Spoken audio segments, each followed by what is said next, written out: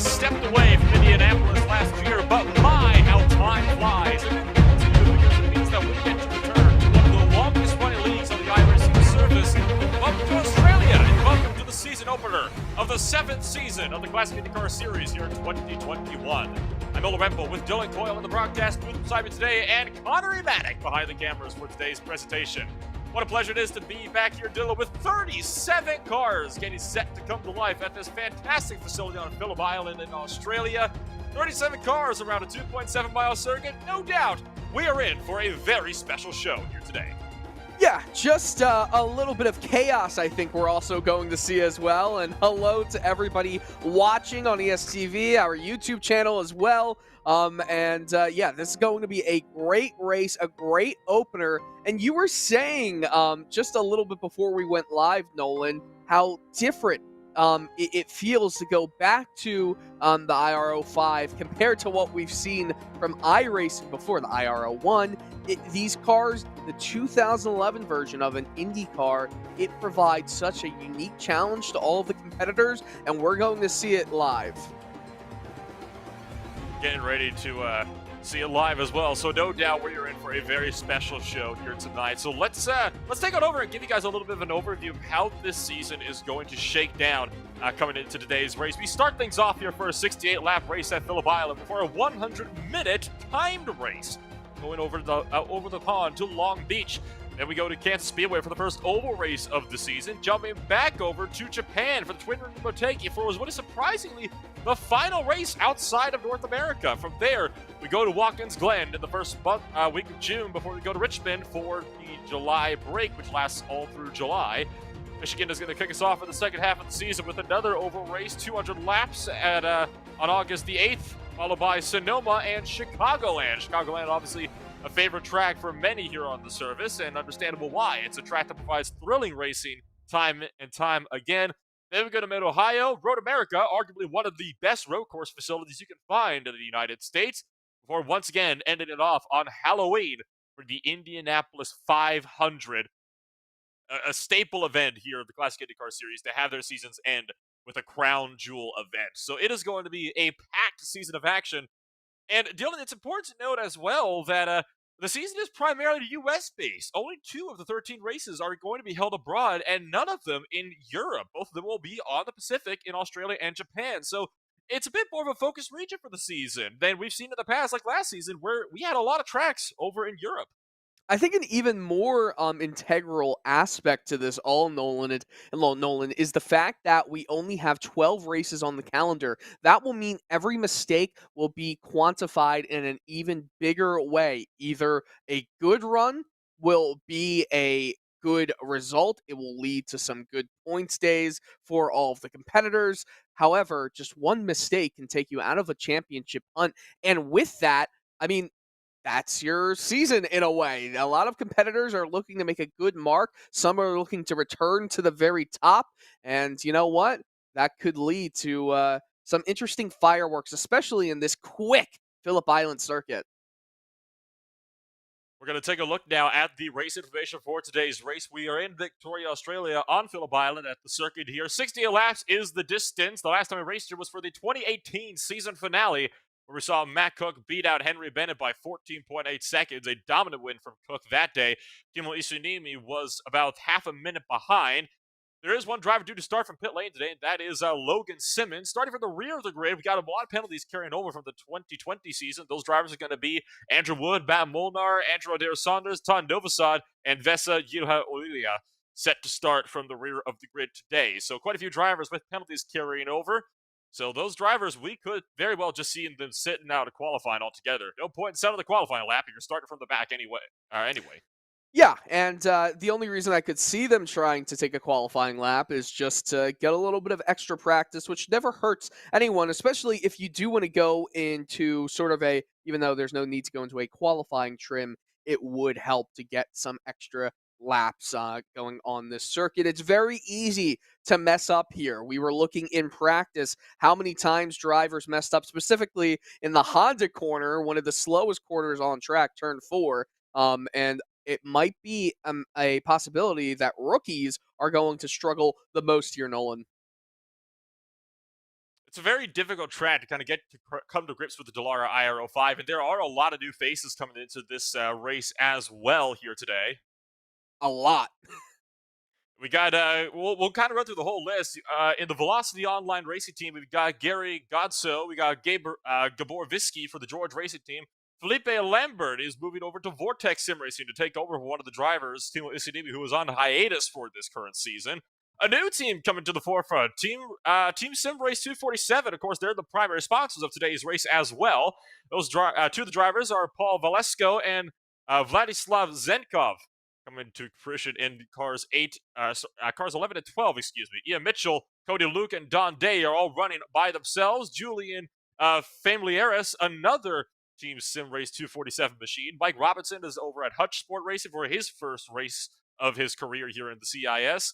Rod Carpenter in the 28 car. Then he got Troy Dolenshek in the 37, the final driver in the Team SimRace 247 machines. Then you got Willie Schwarber, Gavin Smith, Russ Addy, Trevor Blackburn, and Paulie Hartinen rounding out the running for today. It is important to note that a couple of these drivers actually do have some real-life experience, particularly that 37 car of Troy Dolenshek. He is actually a current champion in the South African Karting Championship. He also races Formula Fords and the Polo Cup in the real world. So one driver on the grid here with a lot of real-world experience here, Dylan. Yeah, a lot of real world experience, which obviously will lead to some better on track action. It typically does. Transition well to the virtual world, but it doesn't always matter. He may be outclassed by everybody else who is used to the series. And now, before we set things over for the starting grid, as qualifying is in the second half at the moment, we'll take a quick step away and we'll show you an onboard lap guide presented by Team Chimera, and we'll be right back. Phillip Island's motorcycle roots are easily traced, but the V8 Supercars 500K and Super Sprints are rich in Aussie racing history. Largely unchanged since 1956, the layout's high speeds leave little room for error. Whether it's the flat-footed do-in corner or the constantly changing camber dropping off Lukey heights into the turn 10 hairpin, drivers are constantly being challenged by this icon in Australian motorsport. Let's take a lap with the driver of the number 87 Team Chimera Dallara of Jamie Wilson and get a driver's eye view of this tumultuous circuit. So here we are for the first onboard lap of the 2021 Classic IndyCar Series down the long Gardner straightaway, 180 miles an hour into the flat out turn 1. You want to keep the exit tight to set up for turn 2. Very light braking, trying to manage the nose, maybe a little bit more front wing needed on this Team Chimera IndyCar as they come off of turn 2 and down towards turn 3. This is going to be very easy flat in these IndyCars. And then now setting yourself up on the left for the Honda hairpin. Hard on the brakes, just locking that front right tire, trying to fight for grip as now you got a little bit of a right-hand kink at turn 5 and into turn 6 Siberia. There's a few different lines through this corner depending on driver preference and setup, and now into the fast S's. Again, flat out in these Dallara IR05s as you set yourself up for turn 9 here at Lukey Heights. Not using the brakes, you're just gonna lift off and let the aerodynamics really control the car's speed as you go up the hill and then down into the hairpin at turn 10. Easily the most difficult corner on the circuit. Watch for a lot of mistakes here. Now through turn 11, managing the power as you need to maintain your momentum, and then it's going to be flat out through a deceivingly tricky turn 12. One good line through here. If you're offline, you're going to have to lift, and then once again screaming back up to 180 miles an hour, and it's a long way down this front straightaway to that start finish line.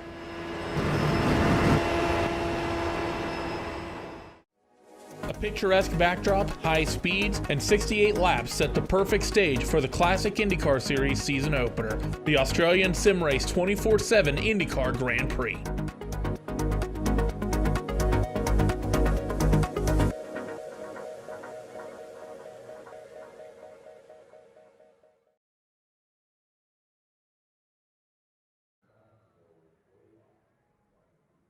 That was your track guide for the SimRace 247 IndyCar Grand Prix here at Phillip Island, presented by Team Chimera. Take a look at the qualifying run-up real quick here, just for the top 3 as we get set in the final 30 seconds of qualifying here. Defending champion Lucas Laville sitting on pole position at the moment. Jamie Wilson in second, Ethan Hagen in third. So it is looking to be a very tight field today as we just have a couple seconds left in qualifying. Looks like all the lap times that are going to be set have been set here, Dylan.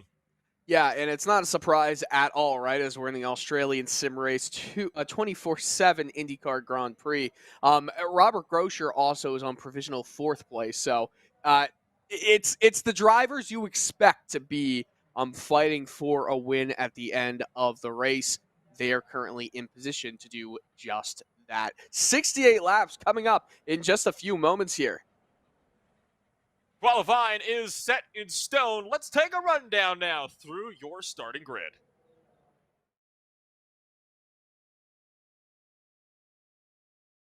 Lucas LaVille is the driver to start things off on pole position. Got Jamie Wilson starting beside him in that 87 machine on the front row. Ethan Hagen and Robert Groscher are going to be on row number 2. Looks like we're having some minor technical difficulties with our graphics here. We'll see if we can get those sorted out here real quick. There we go. Wildy Schwarber is going to be in 5th place with Troy Donsteck in the 6th position. Liam Quinn starts 7th. Johnny Garrett in 8th. Jan Hoffman and Martin June round out the top 10 in qualifying for today's first race of 2021. Marshall Stanley is sitting in 11th with Josh Baird in 12th. Joshua Chin sits 13th with Paulie Partinen in 14th. Franz Josef Stur will be 15th with Dennis Garis in 16th. Vladislav Zenkov in 17th with Felipe Lambert in 18th. Mike Gerlicka in 19th. Neil McBride is going to be in the 20th position here, Dylan. Yeah, and continuing to go down, Hannes Pikkinen will be 21st. Andrew Aiken, Caleb Weekly, Randy Shoemake, Art McEwen, Stefan Rossman, Paul Velasco, Jonathan Diggs, and Gabor Visky round out your top 29 with Dave Lodel in 30th place. And continuing the rest of the order, Rod Carpenter, the last one to get a qualifying time in 31st. And then Andrew Wood, Matt Molnar, Vesa Jaila Ilila, excuse me, right there. Andrew Adair Saunders, Don Day, and Logan Simmons will be starting in the back and from pit lane. A lot of the drivers that didn't set times do have rear of the grid penalties. Those drivers are, again, Andrew Wood, Matt Molnar, Andrew Adair Saunders. Todd Novosad had a start for the rear penalty. He is not present, though, in today's race. Logan Simmons has a pit lane start, so we are not going to be seeing him gridded up today. Don Day, a driver that just decided not to set a qualifying time. The pace car is starting to lead the field on off here, so let's give a quick shout out here to the sponsors of today's race, and that is going to be SIMRACE247. They are an independent website providing non-stop content, as well as interviews, race reports, features, investigations, analysis, and reviews. If it's about sim racing, it's going to be on that website.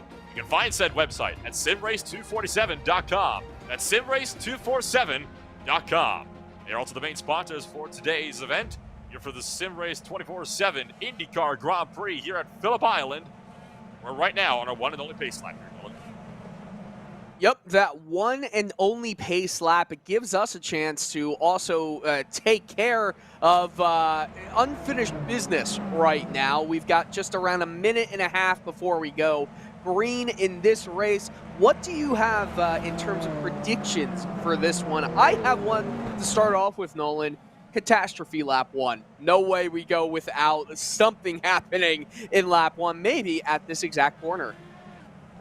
Honda is going to be one of the interesting turns to look out for. It's by far one of the best passing zones you can get. When you get 37 cars all bunched up in here, it's going to be calamity to be sure. There's going to be some kind of chaos, no doubt. I'm predicting we're probably not going to see more than 35, 34 cars finishing the first lap of today's race. Just rounding through turn 7 on coming up to Hayshed and Lukey Heights, one of the most difficult complexes on the track. Got to look out for MG as well as you go over the crest of Lukey Heights, as mentioned in the hot lap earlier in the broadcast here a few minutes ago. We're coming around now for the final set of corners, though, Dylan. What are your final thoughts here on what we can expect from today's race before we go green? I am thinking that we're going to see some drivers that we know are going to be up top. I don't really think it's going to be a day for the rookies, for some of the newcomers here. I think drivers like Lucas Laville, Jamie Wilson, Robert Groscher, Ethan Agan, these are going to be the drivers to beat in this race, and they're going to prove it here. So as the Ford Mustang RS500 race car pulls off to pit road, it's going to be in the hands of defending champion Lucas Laville. Jamie Wilson starting on his outside. Laville's on the loud pedal. We are underway for the 2021 Classic IndyCar season here at Phillip Island. It's a great launch on the top three, still side by side though for the fifth position, back with Troy Dolachek and Willie Schwarber. Down to turn number one we go. Will there be any contact, or will we end up with the clean run here? Logan Simpson in pit lane. So far, we are clean through the first corner, all the way up the out the grid. One driver with troubles though, that is Joshua Chin. Connection issues sees him out of race one early on.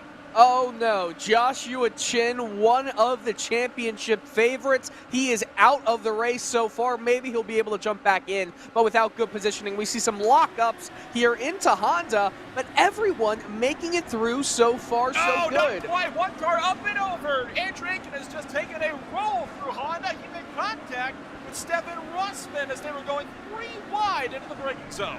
Oh no, and he's done. We'll catch the replay in just a few moments. Right as you say it, isn't that how it always goes? Aiken back into the pits and done. We'll catch the replay here with exactly what happens. The 27 car of Aiken going into Honda, and it looks like there's a bit of a dive bomb there. He didn't know that there was anyone coming, and that was the 153 car, the 353 car.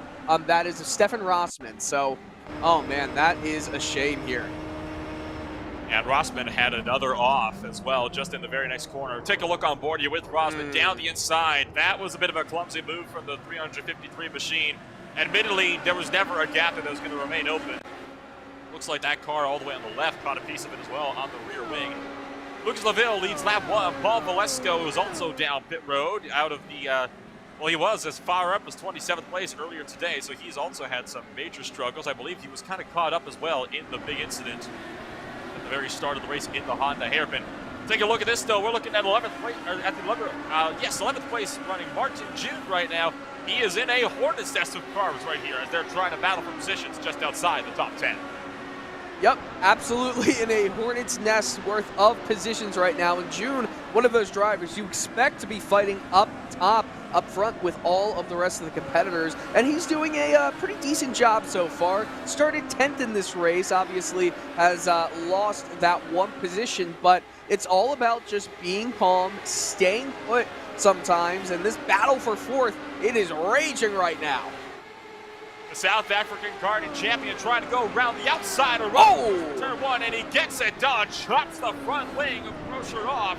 Really a move there from Dolachek to get that position done. He's up to fourth now. You said this might not be a day rookies up front. Well, look at that. One of the rookies is about to start threatening here for those podium positions here. Well, I'll tell you one thing. If I am Robert Groscher, watch out, because there's, Willie Schwabauer. Oh, man, that is a mistake. Robert Groscher gets tapped around. I believe we saw Liam Quinn make contact as well, one of the Chimera. Oh, Groscher's done. As well, and Groscher's off again. He's going to have some serious damage on that car. Same spot that we saw Stefan Rossman take out Andrew Aiken earlier in this race. This was not to do with the rookie, though, as we're going to take a look. I believe that's one of the Chimera cars that just dive-bombed him into the corner there, just tapped around. It was the 65 machine that punted him around. That was Willie Schwarber. That was one of the rookies that tapped Groscher around. So that is not going to feel good for the Vortex Sim Racing crew chief. Well, some aggressive times, aggressive run-ins, I guess you could say. Race lead, we have a battle here. Jamie Wilson just took the race lead for the first time around Lucas Laville around the outside of turn number one. Got the run that he needed off of the final corner and got the pass done. So battle on for the race lead. Ethan Aiken dips 2 wheels into the grass on the right side of the racetrack as we funnel down now for Honda once again. Well, Laville trying to fight back here to Honda. Gonna get real close to the back end. Scares Wilson wide. Laville trying to fight back for the race lead here on turn number 3. in just the 4th lap of the season. Decides to back off, though, and allow Wilson to run away with that position just a little bit more. You know, and this is really surprising that all these drivers right now are having a ton of issues getting on the brakes, trying to keep close to the apex. I mean, we had 5 races in the Winter Series. Oh, look at this, a daring move by Ethan Agan. Will he make it stick? He'll go to the inside, but now he's on the outside. He'll lose out on that potential gain. And look out, there is a rookie, Troy Delenchek. Is it fair to call him a rookie with all of his real-world racing experience? Well, by definition to the series, he is very much a rookie. Ethan Agan trying to have him move around the outside of LaVille here. This is again for turn number 1. What was he? Another outside pass, not this time round.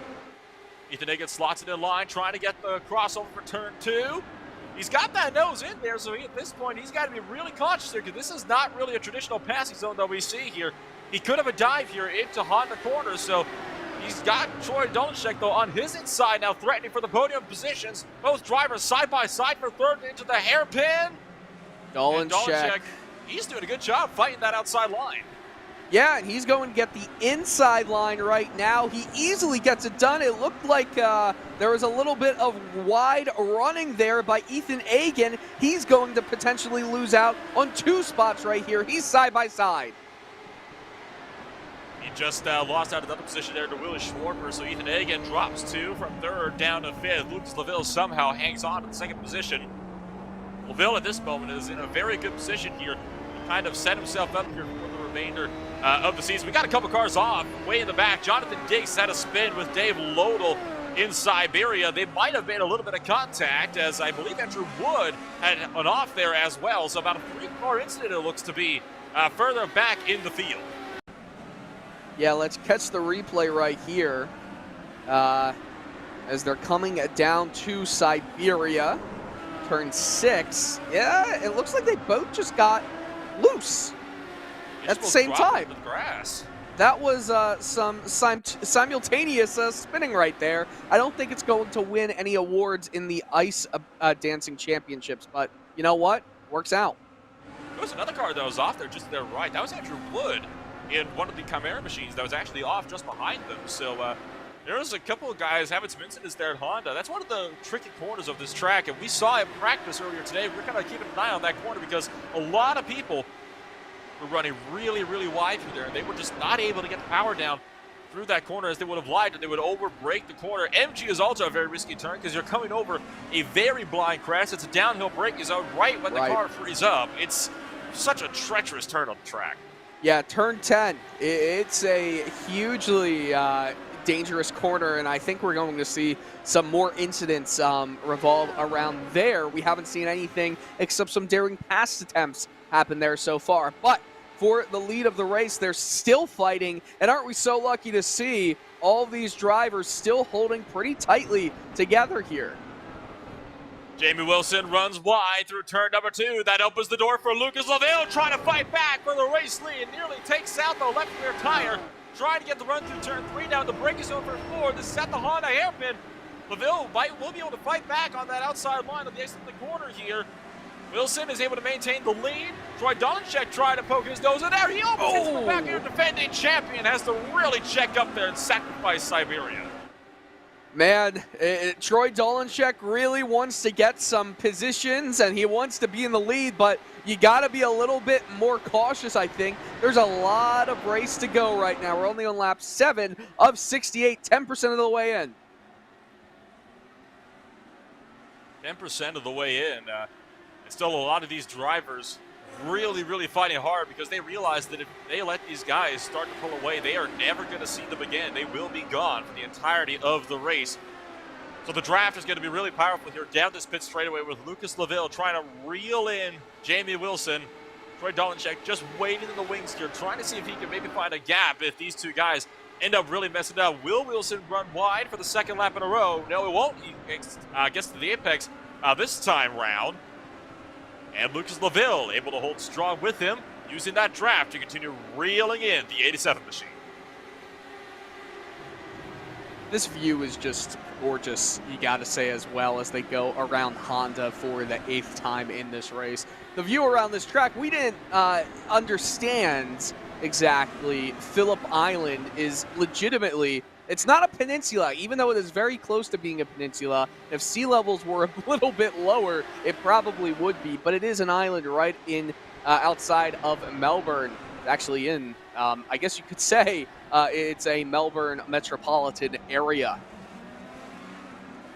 Wilson able to pull a little bit further ahead. Laville had to take a little bit of a defensive line against Dolachek, and that really scrubbed off a lot of speed through MG in turn 10. Take a look at some of the weather facts for today's race. It's currently 82 degrees Celsius in the air, but a very hot 33 degrees down there on the track at the moment. Clear skies, about 58% of humidity, and if I'm going to play meteorologist here, we may as well point out that there's about 22 kilometers of wind here, blowing northbound over the circuit right now. So these drivers, they're contending with quite a bit of wind here, too, on the speedway. Thank you for your meteorologist degree. I am curious, though, how the temperatures will affect all the drivers, because sometimes you can look at 33, 35 degrees Celsius and say to yourself, you know what? That is not that bad compared to what we may see. I mean, temperatures can rise a lot higher than that. So will this burn up the tires? I don't know. But pit windows, it's going to be whether you want to go for a 2-stop race or a 3-stop race. And we might see some differing strategies. Lap 14 would be the first time to go into the pits if you want to go 3 times into your pit cycle. And we've got a really close battle all of a sudden for second place between Laville and Dolachek. Laville is starting to lose touch to Wilson. The gap is up to about half a second now. So at this point, Laville is having to focus a lot more on defense. Troy Dolachek trying to find a way through, maybe trying to, I thought he had a bit of a look there to the left side of the racetrack, but he backed off as well, decided not to really force the issue, or takes a really wide exit on turn 1 though, and that really compromised the 37 machine for turn number 2 there. So not the best of runs there for Dolachek. He will be able to reset though and try this again. It's already pretty impressive that we see a rookie like this working up 3 spots in his Classic IndyCar Series debut. Should note as well, these guys are about to catch lap traffic already. Jonathan Diggs, a driver that had some issues earlier on with massive rear wing and front wing damage, he's just a corner away. Yeah, I don't know if they're going to catch him, though, in the best part of the track, which would be the front straight. It might very well be that he slows down enough to let them by, and I think that would be the respectful way to go about this. And look at this, Pikkinen. Mats Pikkinen has just had a bit of an off, I believe, at the Honda hairpin, a corner that we've already seen so many struggles at over the course of the day. This is just in the run here, down through turn 2. Through turn 3, you're watching Pikkinen. He's this purple car middle of your screen with the white front and rear wing. Down on the brakes for the Honda hairpin. Whoa, takes a really wide line into the grass in order to avoid slamming into the cars in front of him. Good on him to recognize where he was headed and decide to bail out across the corner instead of trying to make that one work. Yeah, and that is something that could end up helping him in the long run, because even though you make a mistake right there, it's almost like you only have a little bit of harm, not much lost. But as we follow along with live pictures again, looks like he is all good. This battle for 9th now with Niall McBride, Martin June, who got back to where he started the race in 10th, looking to get some more spots out of this race. Niall McBride, he's been doing a fantastic job so far. Martin June in the 88 machine, about half a second back, trying to run him down. Oh, and he's off the track as well. So all of a sudden, McBride loses 2 spots to June, and Franz Josef Stubb is going to lose another one to Matt Molnar, who takes a little bit of a lock up there, trying to fight his way around the outside. That is the battle for 11th place at the moment. Molnar is able to clear, but that was about the worst possible place that McBride could have had an issue like that.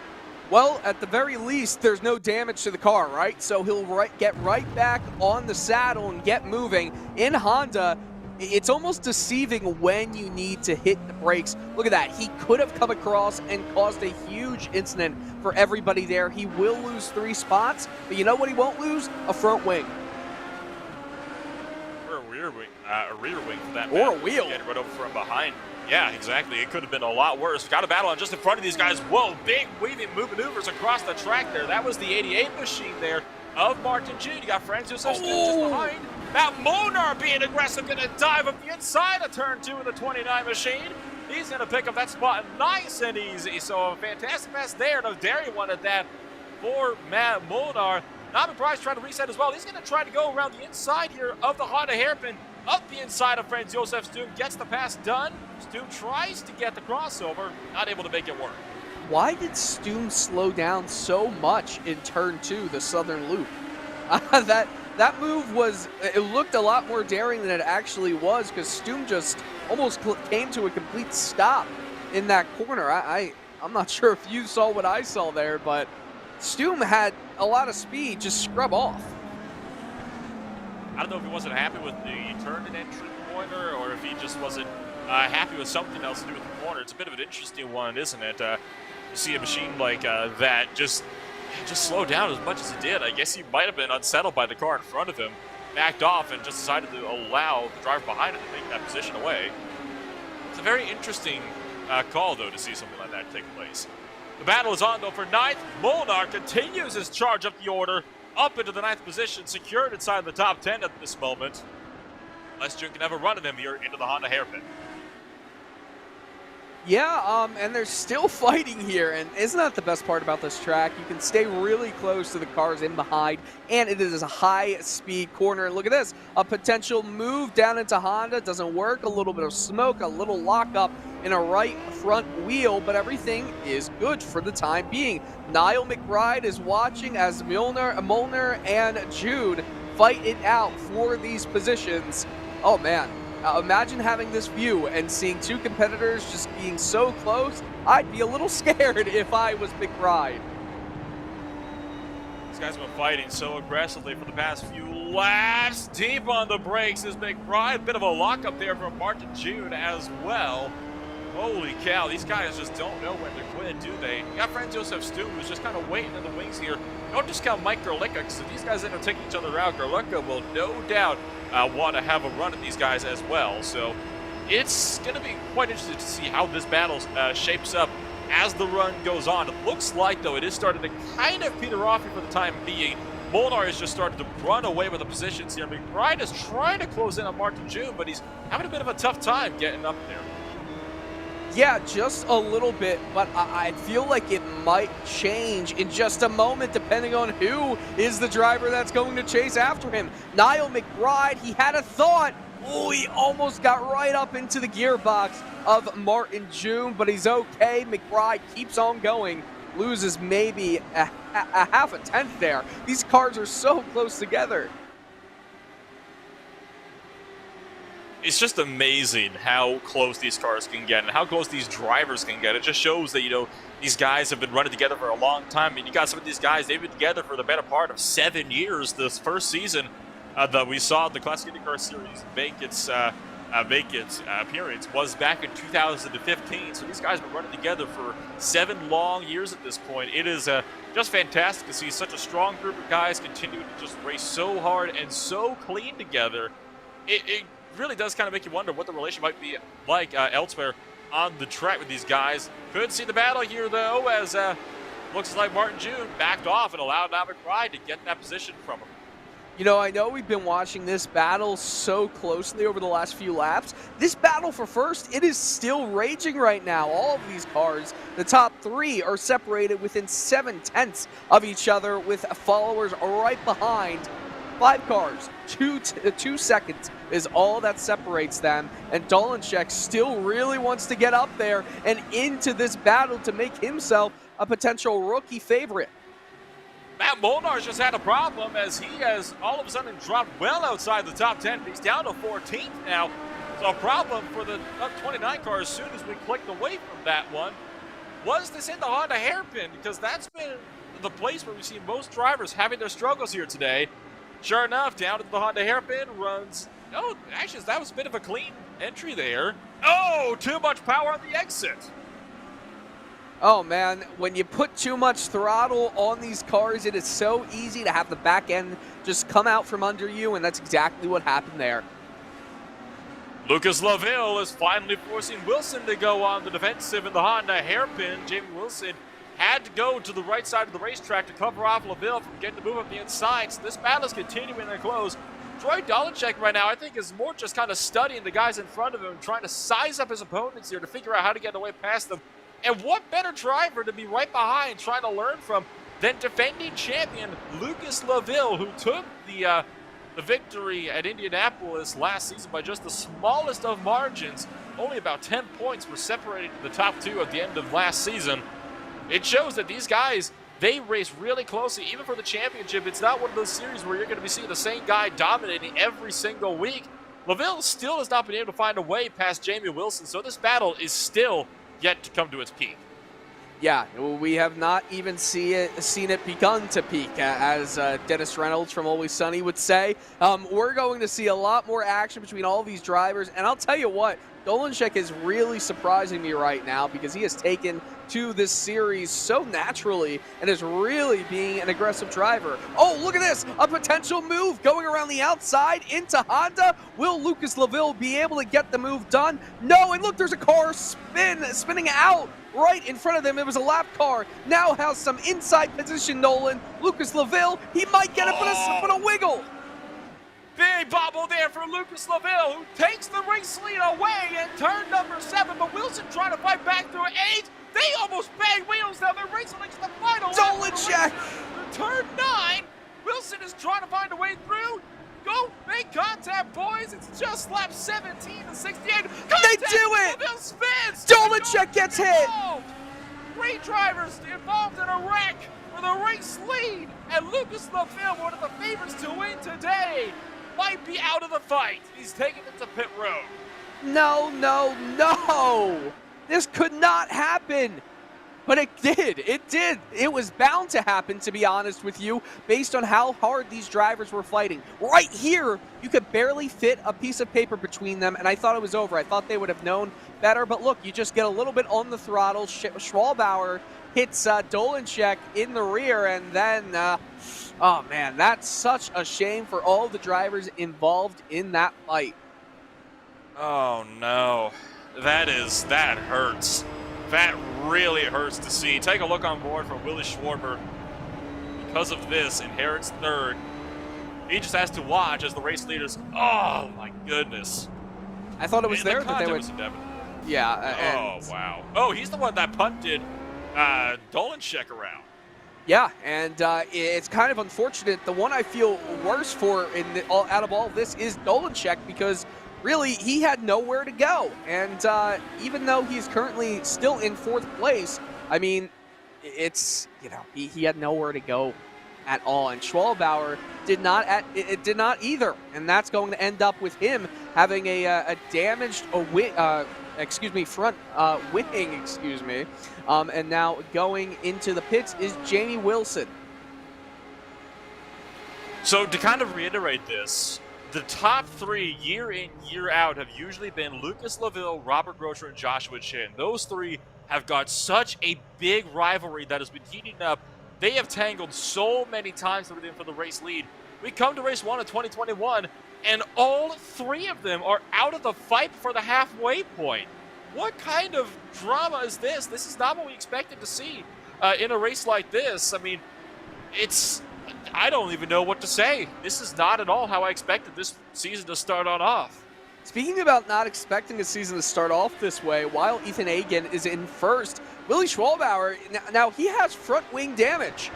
As long as, if I can see it correctly, it looks like he has a little bit of damage in the front wing.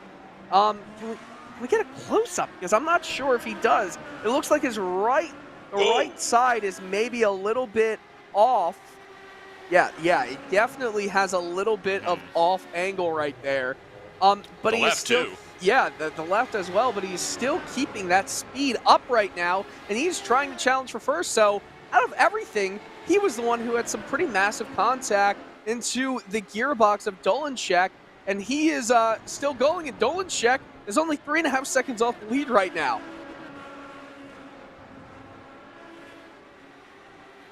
So now is the question for Schwalbauer. You know you have damage. You know that you've made significant contact. Dolinchek is running you down, and he's not going to be the most pleased man in the world after being taken out by an incident that wasn't even of his own doing. So do you try to go for the pass here, knowing you have damage? the question he's gonna that Schwarber is gonna have to really make for himself here is if he has the ability to take the lead, does he have the ability to keep it? And you can see from the onboard here, the damage, it is very, very pronounced when you take a look at these onboard shots. It just goes to show that you don't always see everything from trackside. Yeah, this is where you can see it the most in this onboard shot. And you know what? Hey, maybe you can think about the aerodynamics. It's just an idea, right? Maybe it's helping out some more, but my goodness.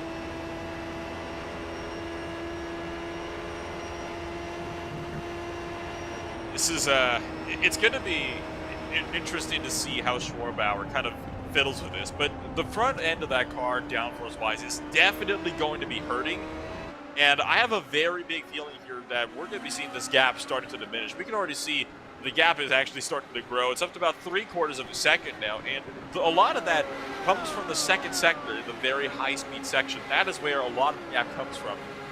So I have a feeling that that is one battle that we're not going to be seeing throughout the remainder of the race. One battle that has been heating up, though, is the battle for 13th place. We're looking at Vladislav Zenkov, one of the rookies coming into today, and I believe one of the SIMRACE247 drivers, right behind defending champion Lucas Laville, who's now on a recovery drive.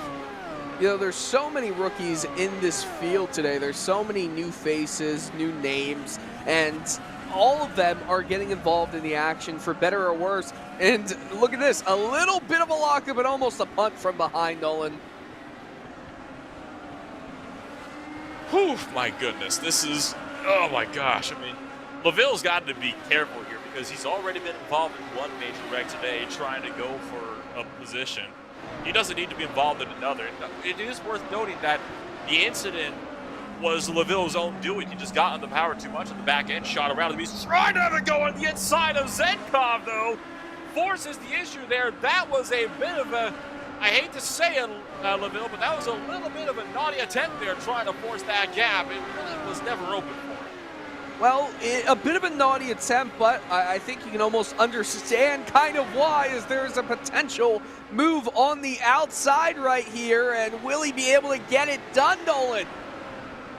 Not quite. Side by side, nearly banging wheels. They're going to be side by side for two now. Lucas Laville is going to get the pass done, though, on the inside of turn two, and Zenkov is going to be forced to kind of settle back and maybe reset. He's got to worry about Marshall standing behind Laville's teammate. Now Laville's going to have a big dive here on Jamie Wilson, the driver he was fighting with the lead for.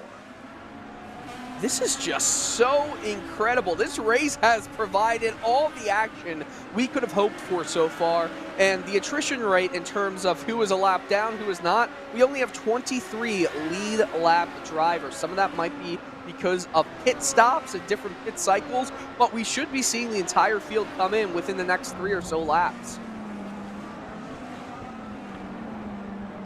We discussed this as well kind of before the race. We had it on the graphic there that the estimated pit window was kind of around 25 to 27 laps because guys the fuel. And sure enough, Marshall Stanley just came down a pit this time by, so the pit window is open, at least for some of the Vortex Sim Racing drivers. So some drivers elected to come on down to pit road. We're going to keep our eyes on this battle, though, as Zenkov trying to run down Jamie Wilson, who was fighting for the lead earlier today. Wilson gets a very bad turn one, runs super wide. That's going to compromise him for two here. Zenkov trying to push around the outside and over the crest, but he's not able to get the pass done. That is a fantastic attempt at a move, however, and going down through Stoner Corner into Honda. Oh man, a move, an attempt, going down the inside, given all the space, and he goes a little bit wide on the exit, but cuts him off a bit because of it, and gets the move done, Nolan. Wilson to have the throttle discipline there, easily could have run over Vladislav Zenkov. In fact, I know quite a few drivers, not in this grid, granted, but I know a few drivers that probably would have just run him over because they wouldn't have been able to slow down in time. So Wilson, making sure he's being nice and heads up here. The last thing he needs is to take another trip to pit road to fix up damage. Yeah, I don't think anyone who was involved in any of the earlier incidents can afford something else to happen, because there were a lot of close calls, a lot of near misses, and I keep hearing that pit lane signal continue to play in the background here from my angle. It seems like a lot of drivers are starting to go in. Gerlicka is in pit road this time by one of the Galaxy sim racing machines. The 31 car is down to the lane. This is going to be one of those scheduled stops. The pit window is now very much open. It's looking like 2 stoppers are going to be the way to go for a lot of drivers. 12.1 seconds in the pit box. Of course, you still have to worry about that pit road delta. Pit exit here is so unique as well because it exits right out onto the racing lines. These guys have got to be very careful, especially the lead lap cars, as there goes one by right there. Just goes to show it is a very risky pit road. The battle's on for 15th place, too, while all this is going on, as Andrew Wood just picked up a spot on Randy Shoemake down at the Honda hairpin. Yeah, and that move obviously gets a position right there for Wood. I will say, though, Gerlicka just went off, by the way, fresh out of the pits. Troy Dolanchek in. So this is one of the leaders that is into the pits. Bit of a change on the front wing there as well for Dolanchek, so that damage has been fixed. He can now focus on trying to run down Ethan Hagen for that race lead. One of the drivers that had a bit of struggles here coming out of the pits is Mike Gerlicka. Looked to be cold tires that caught him out. Of course, that's one thing to point out as well, is that cold tires are going to be really crucial to heat up quickly, especially over the rise of turn 2 here. It's one of the easiest places to lose the back end, especially when your tires are nowhere or close to being optimal temperature. Yeah, and could you imagine if Lukey Heights into 10?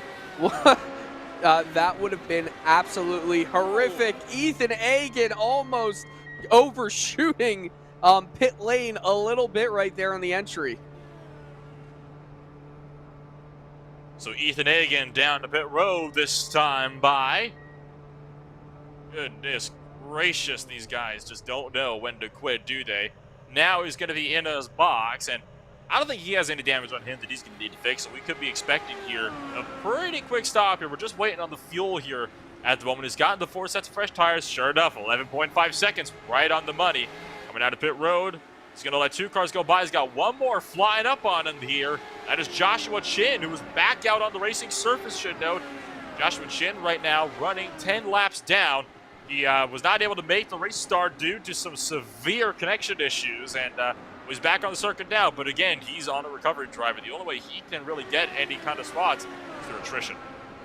On lap 26, the only driver from the top group who has not gone into the pits is Willie Schwalbauer. So we'll have to see as Niall McBride comes out and just cuts off another Molnar. It's actually almost cuts him off.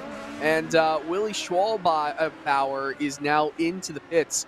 Oh, man. This is just insanity all over the track right now. And will he get this damage fixed? I don't know, because it's not really hurting him.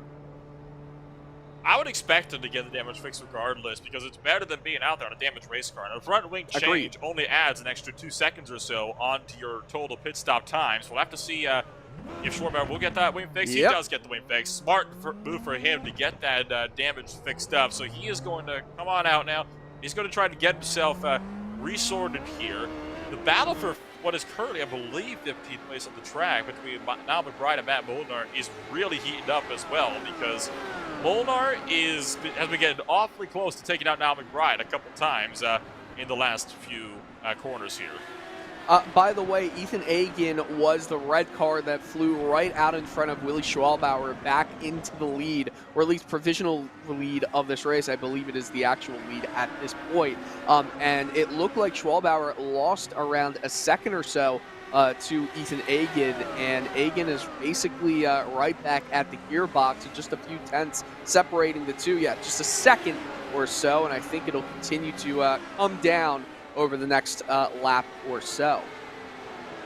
Molnar trying to have the pass here. They make contact that time by turn 1. And how they kept that straight, I have no idea. McBride trying to fight the outside out of turn 2. These two are not happy with each other right now. Remember, McBride cut Molnar from the pit road, and Molnar has nearly taken McBride out 3 times over just the last lap, and they made contact that last time by through turn 1. McBride stepping the back end out on the entry. One of the Vortex Simmers machines of Stanley runs wide. Franz Josef still was in the mix of this as well. I believe they're fresh out of the pits. I believe now, though, Molnar finally gets the pass done. Angry drivers right now. I think we're going to see some doors slammed shut in front of other cars here, and I think it's not going to end with a move like that. There's smoke right up ahead. This is one of the toughest corners on the track. You're coming downhill, and then you have to go right back uphill, make that right-hander at the very bottom of the valley, if you like to call it. And as they swing around turn 12 back onto this front stretch, the draft will be in effect. You got about 5 cars all in the line here, all under a blanket fighting for position. They're trying to work their way past Rod Carpenter, who is lap traffic at the moment. He's doing a good job, though. Carpenter's letting the field through. Franz Josef Stumel and Stanley go through as well. So you got Franz Josef Stumel, Marshall Stanley at 14th and 13th. And there's McBride in 12th, Matt Molnar in 11th. And they've actually reeled in Hans Pinkinen, who's in the 10th position. And I believe Pinkinen might have just had a pit stop as well. So these guys, they are all having a very difficult time. You're trying to battle with each other as there's another lockup in a Honda. I'm amazed that they have not yet gotten Honda right. There's a spin. Oh, no. That one was completely self-inflicted. Just lost the back end all by himself through the middle of Siberia. Very lucky, though, to keep that one out of the tires. Yeah, no damage again. So a lot of drivers getting out of this without any real accidents in terms of damage. Now, obviously, this will cost him a good bit of time. He went just wide going into Honda and then pulls off. Oh, man, that was too close for comfort. His rejoin could have been a little dangerous, too, but back on track, lost minimal time from that endeavor into the gravel. Spots are still closing for the last position inside the top 10 as you got this other battle here for 12th place now between Stanley and Stum. One car stopped. That's Martin June. Martin June's just had a problem. He's been dumped outside the top 10. He was running up there in the 9th position. He just passed Dennis Carice as well, and now he's in a battle here with positions, trying to get himself back up in and retake these spots. He's right behind the battle, right in front of the battle with Franz Josef Stumel, Marshall Stanley for 13th, and it does look like June took a spin through turn 2 again, all by himself. Yep, he just lost it. In turn 1 or turn 2, I should say, is extremely difficult here. Watch as he goes a little bit, he loses too much of the car. Now, when you're going up that hill and then down the hill of that corner, you can see the rejoin was not as bad as that looks, actually. But you can see how it goes up and then down.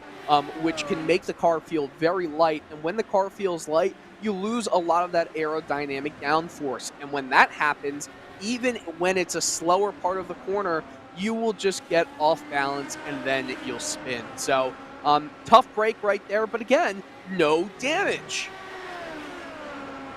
Lucas Laville, who we thought was going to be out of the race after the significant crash that he had for the race lead, he has actually managed to recover all the way back to 4th already, and he is threatening Troy Dolenchek, the rookie, for the final podium position here.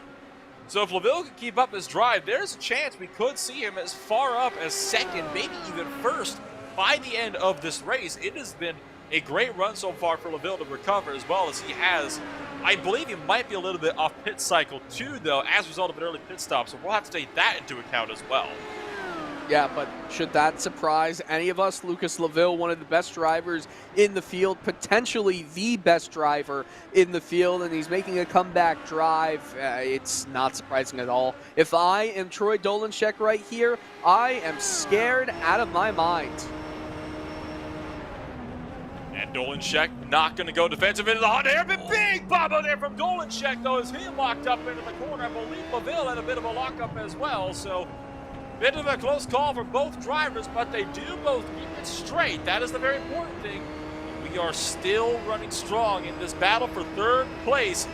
And I believe we just had another car spin off at turn 1. Valesco just got dumped around by Martin June, and June is also going to be out of this race. He has just towed it back to the pits. So another driver out of the race, and that was the 88 car Martin June, who's already struggling out of 9th place. Now he's out of 10th as well, and out entirely. Yeah, let's catch this replay right here. So a lot of traffic, some cars just slicing in behind, and June will get very close. Oh, come on. Martin June. You gotta understand where you are on track. And by the way, Lucas Laville, as we join some live pictures right here, are actually back on the replay still. June, you can't get that close. You cannot get that close. Oh man, Valesco, I would be upset right there. But by the way, live pictures we're joining in right now, and Laville trying to make a move down in Honda on Dolanchek, but we'll have the outside line right here, Nolan. DD will. Laville trying to get that crossover around Dolanchek. He's not able to get the position done, but he is really closing. And Laville, he is going to be a man on a mission right now. He is trying to recover back up and take the race lead. Backs off a little bit from Dolanchek here to set up for MG. I think he's trying to set him up here for a run down the front straightaway, but I think he backed off a bit too much there. He's not going to have or be nearly as close as he needs to be if he wants to run down Dolanchek. He must have had a bad corner there. Yeah, he definitely had a bad corner, and all started when he had to go to the outside into corner number 4, turn number 4, or turn number 6, I should say, Siberia. However, into turn 1, this long sweeping right-hander, he's going to try and stay close for a potential move down into Honda. The Honda hairpin, as discussed, has been one of the best passing opportunities that we've been seeing all day long. So a lot of drivers have been able to make these moves surprisingly around the outside, though, is where we've been seeing these passes made, because they can get the cutback for Siberia, and that is where they really secure the pass. Ville is still not close enough to get the position done, but he is just about 4/10 of a second now off of Troy Dolanchek, who runs a little bit wide for Siberia, dips 2 tires into the grass, but he manages to keep it steady. Tell you what, that 37 car has been very impressive all day long so far. He has doing a phenomenal job at keeping his car as stable as can be as they once again throw their way through MG. Sorry. You know, I want to bring our attention to this statistic. The top 8 drivers in this race right now have combined for 12 wins. Who do you think is responsible for all of those wins? Lucas Laville. Indeed. He's trying to make a move. Down the inside for turn 1. Dolanchek can hold him around the outside, and that was very impressive. Dolanchek manages to hold him off around the outside. Oh, Laville way off the track! What a save! Got a back corner. Somehow keeps that under control. Lucas Laville, the defending champion, his bad day continues. Okay, but what a save right there. He almost just went smack down into the tire barriers, but he was able to keep it drifting in the sand. Tell you what, when that camera was live, that was probably the best possible angle we could have shown that live from. Onboard Laville, he just ran too wide through turn 1. Wow. That was all that happened. If he had hit that grass, he would have been done for. Yeah, absolutely. He didn't even lose a position right there either. So still in P4, and he is within a few seconds of Dolanchek. I mean, Laville, yes, it's his no good, very bad day, but it's still got potential.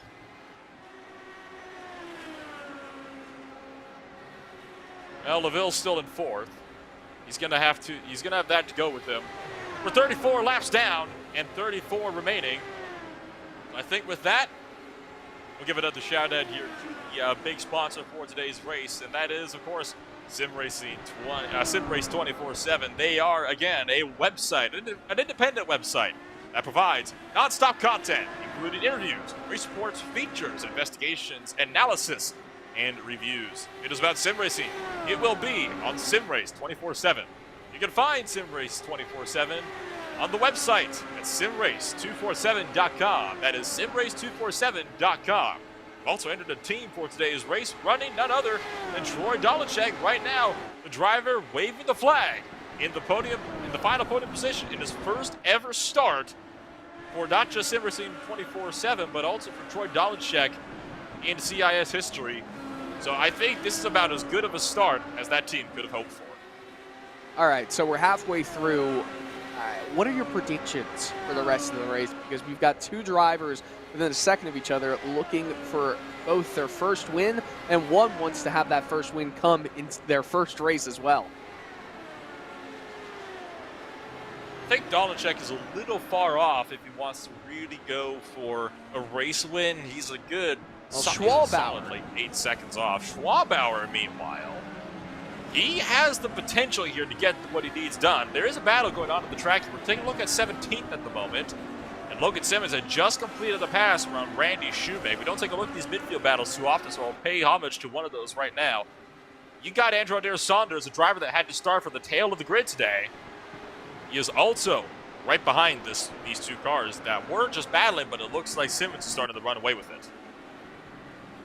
Just a bit, and let's catch a replay right here and going around at what it looks like to be Honda. That was a close one. And into Siberia. Yeah, close incident right there, and you know what? It's funny how we always look into moves at Honda as we see another live attempt at a move. Will it work out? Oh man, Honda. Oh, there's a spin right in front of this pack of cars.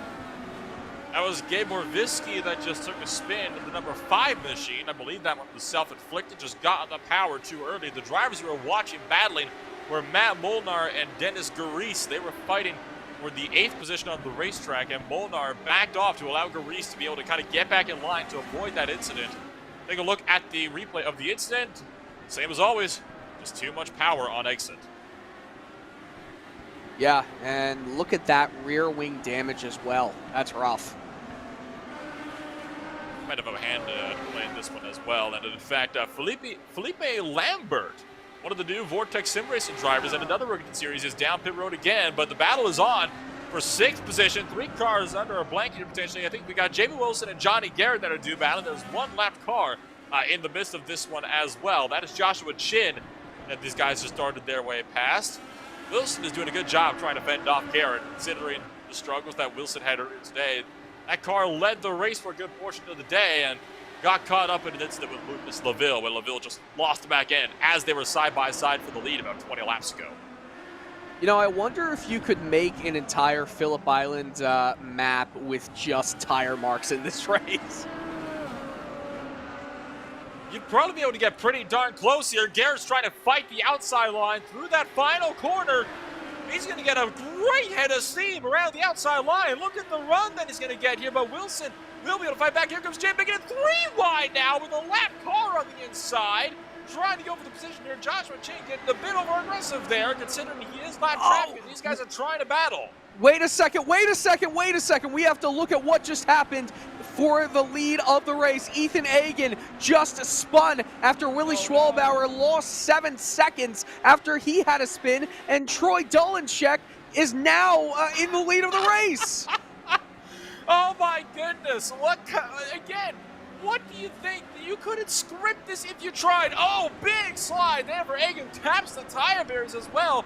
Now, what happened to Schwarbauer? Because he lost 7 seconds. You said, oh, way off the circuit there. Almost got squeezed off by the rejoin there from Ethan Agan. But something definitely happened to that 65 machine, because he was about 7 seconds up from these guys. And now, well, not so much. So we'll have to find out what happened to that 65 machine, because I don't remember him being so far back. Yeah, so this is called insanity right now. It happened a lap or so ago. We'll catch the replay, I believe, of this here. Actually, another incident, or we're back actually live pictures, excuse me. But Troy Dolanchek versus Willie Schwalbauer for the lead of the race. 2 rookies, and Ethan Agan is still within a second and a half of the lead. This race is unbelievable, and guess who's 5 seconds back in the lead? It's Lucas LaVille. Good grief. Again, you can't script this stuff if you try. Andrew Adair Saunders just ahead of your race leaders here. He just had it off at Siberia that allowed a lot of that gap to close on up. Result of just getting loose on the back end. These guys have got one more pit stop to go as well, keep in mind. So it's not that we're fighting for the win here, but I don't think any of us ever expected us to see this. I mean, we expected this to be kind of just a walk-off win for one driver in particular. That's usually how it is with Phillip Island. But now Troy Dolanchek, a race rookie, now leads the SIMRACE247 IndyCar Grand Prix, driving for the Team Sim Racing 24/7 team. in his first ever start. This is a story here that we are seeing unfolding right before our very eyes. Yeah, and what's the Grand Prix called again? The SIMRACE247 IndyCar Grand Prix at Phillip Island. He gets past on Andrew Saunders. Oh, this is unbelievable. But I will say right now that Ethan Agan, he's going to be angry and buzzing. And Lucas Laville, he just dropped back by a half-second more over the course of that lap off of the leaders. So I wonder if he has a problem of maybe just being a little bit too cautious, knowing that being over-aggressive is not the move here. But just to also say again, the leader of the race lost 7 seconds over the course of the last few laps. And, oh, there's a spin right in front of Lucas Laville, by the way, as I was watching his angle. There's just everything happening. Andrew Aldair Saunders. No, not again. Yeah, he's had so many incidents in this race. This race, what the heck? It feels like we're watching a movie. Like, that's what this feels like. You couldn't script this in Hollywood if you tried. Bombs Take dropping a look everywhere. At this one from Andrew Aldair Saunders. Over the crest there, I believe this is for the edge. Whoa, that's a weird place to lose the back end on. What a save there from Andrew Aldair Saunders, though. Loops the back end around and somehow pulls it together to still make the corner. Yeah, again, sort of similar to what we see in turn 2 is you just get light. And that's where you have to worry about letting the car fall out from under you. This time, when it happens, and oh no, did something just happen to Niall McBride, Nolan? It did. Honda hairpin just a few seconds ago. Gabor Visky, identical situation to what Saunders just did. Lost the back end on braking. Slid right into Andrew Wood and Niall McBride. They were both trying to battle for position, the Chimera teammates.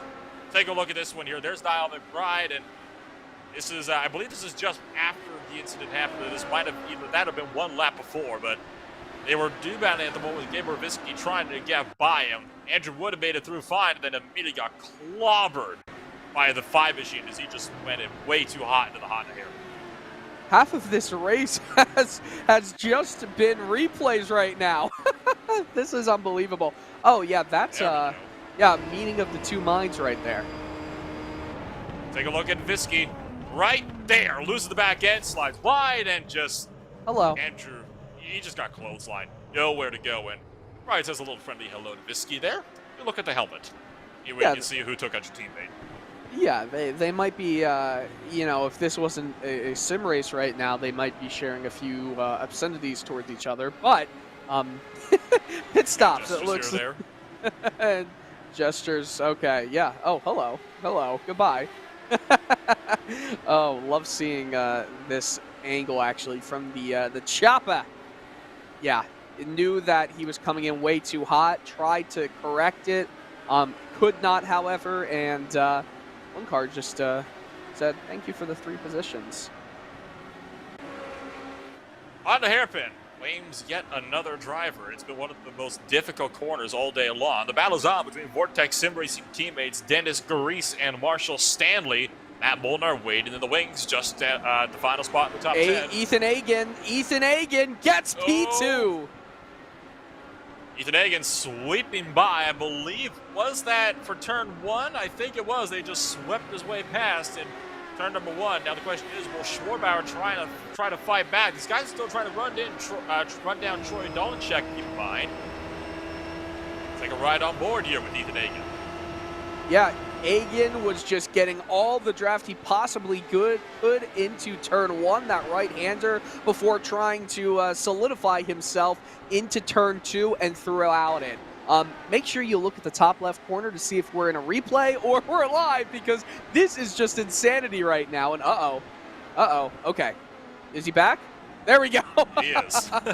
Oh, man. After Joshua Chin had his network issues earlier in the race, now every time there's a little bit of a blink, you always have a little heart palpitation, I guess you could say. Troy Dolanchek just got held up behind Mike Erlicka through that final corner. That's one of the worst places you can get held up, is on the longest straightaway of the facility. But Ethan Agan's going to catch Erlicka at an even worse time, so this could play out in Dolanchek's favor here if these guys can't get by Mike Garlicka, or if Garlicka doesn't just let them both through, Garlicka's going to stay really wide in turn 2 and let this battle through. Good on Garlicka for trying to make sure that these guys can get through without much incident. Yeah, and Garlicka himself has had a really rough day, so it's nice to see that he's trying to keep everybody else in good shapes. Now, here's some strategy. Lucas Laville is in pit lane and out of the pits at this moment, so he goes in maybe at least a lap earlier than the rest of the leaders. I bet you this is going to help him in the long run. Remember, he's off cycle too. Because of that incident, he came down pit road that same lap about 4 or 5 laps sooner than everybody else did. So he is off cycle here in his pit strategy here. So he might be trying to get himself back on cycle with a good old undercut, get the fresh rubber on, and try to maybe run it down. He's only actually about 30 seconds or so, give or take, behind your race leaders at the moment. Hello. It's going to be interesting. There you see the tire age. Drivers are about 18, 19, 20 laps older on tires, whereas Laville just on his first lap out. Egan is not in the pits. Dolanchek not in the pits. Schwalbauer not in the pits. Oh man, Partanen as well is not in pit lane. So Lucas Laville, I bet you that he's going to be within 3 or so seconds of this lead group. It's going to be very interesting here. This could end up being a very tight race, one that could come down right through to the final lap. It wouldn't be the first time we've seen one of these races come down to the last lap. This is definitely, I think, one of the most thrilling openings to a season, one of the most dramatic openings to a season we've had in CIS history here. What a story that we've been seeing coming on out here.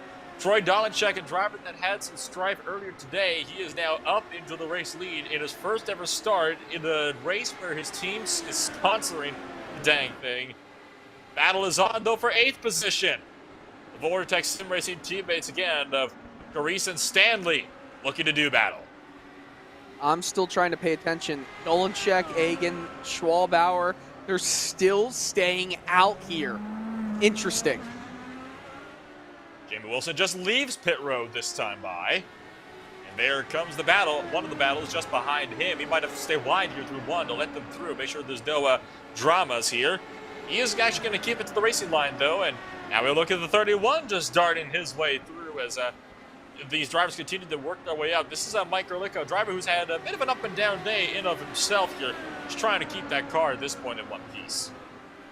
I'm trying to take a look at what pit lane deltas will be, by the way, so we can kind of take a peek at what is to come with Lucas Laville, who's currently 37 seconds down on this lead pack as we're watching with the Simulation Racers Council driver of Ethan Egan. And as I'm looking, it might be, it's going to be really close here, Nolan. Oh man, listen, when Mike Garlicka was in pit lane, obviously he had a couple extra seconds to fix some stuff. It took him around 34 seconds in and out of pit lane, and that's not even with him getting up to speed and getting down to speed. So, did Laville just play his cards right? I don't know. Well, the gap right now between Laville and Dolanchek is about 38 seconds dead. The pit lane delta, from what I've been seeing, kind of averaging up and down throughout the field, is between 31.5 and 32.5 seconds. That is including the total pit stop time as well, and entry and exit. Not included, though, getting up to speed, and obviously the slight amount of time gained from that last corner for the pit-in lane. Should note, though, Dolanchek and Egan are close. Just 6/10 separating your two race leaders. Wow. 6/10 separating who are currently fighting for the win right now. Both of them looking for their first ever win, and Willie Schwalbauer also looking for his first ever win. Two rookies, their first race. Can you imagine being in their positions right now? I don't think I could. Usually when I'm a rookie in a series, it doesn't play out terribly well for me. Yeah, as I feel I've that. seen earlier on. I feel that very, very spiritually. Put it this way, Dolanchek is having a heck of a lot better run than I usually do. Partanen in pit lane and freaks out the timing boards, it would appear. And he appears to have taken a tow, so the 696 car has had some significant problems here, it would appear. That car is all sorts of torn up, actually. So on lap 47, oh, I see, he had a big spin and slammed the barriers in turns 1 and 2. Oh, that is a shame, especially with such a good run going for him so far. We'll catch this replay, overcorrects it, slams into the wall, and that is pretty much race over. Of course, it is showing him in 4th place at the moment. That will not be the case. He will end up kind of cycling through, and he will be at the back of soon enough. So don't worry, he is not actually in 6th place. We're right on board. That is one of the hardest hits we've seen all day long. Definitely one of the highest speed accidents too. The gap meanwhile between Dolishek and Egan has continued to close. Ethan Egan really wants this lead back, and Dolishek will be fighting hard to keep it. Just 0.3 of a second. Egan's in striking distance. Egan is extremely close, but you know who else is extremely close? It's Willie Schwalbauer. He's right there. Ethan Egan, though, will have the benefit of a long straightaway with a draft. He's right in the slipstream. Nolan, he might get the move done right here. Egan goes to the inside, squeezes Dolishek into the left side of the racetrack for turn number 1. Dolishek fight back in turn 2. He's going to try. There's a spin in front. There's a spin in front. Gabrielski spins out in front, and that forces Ethan Egan. He loses it. He drops it on the grass. Ethan Egan drops it on the grass immediately after Gabrielski once again gets mixed up in a battle, this time a much more important one than I think you would have liked.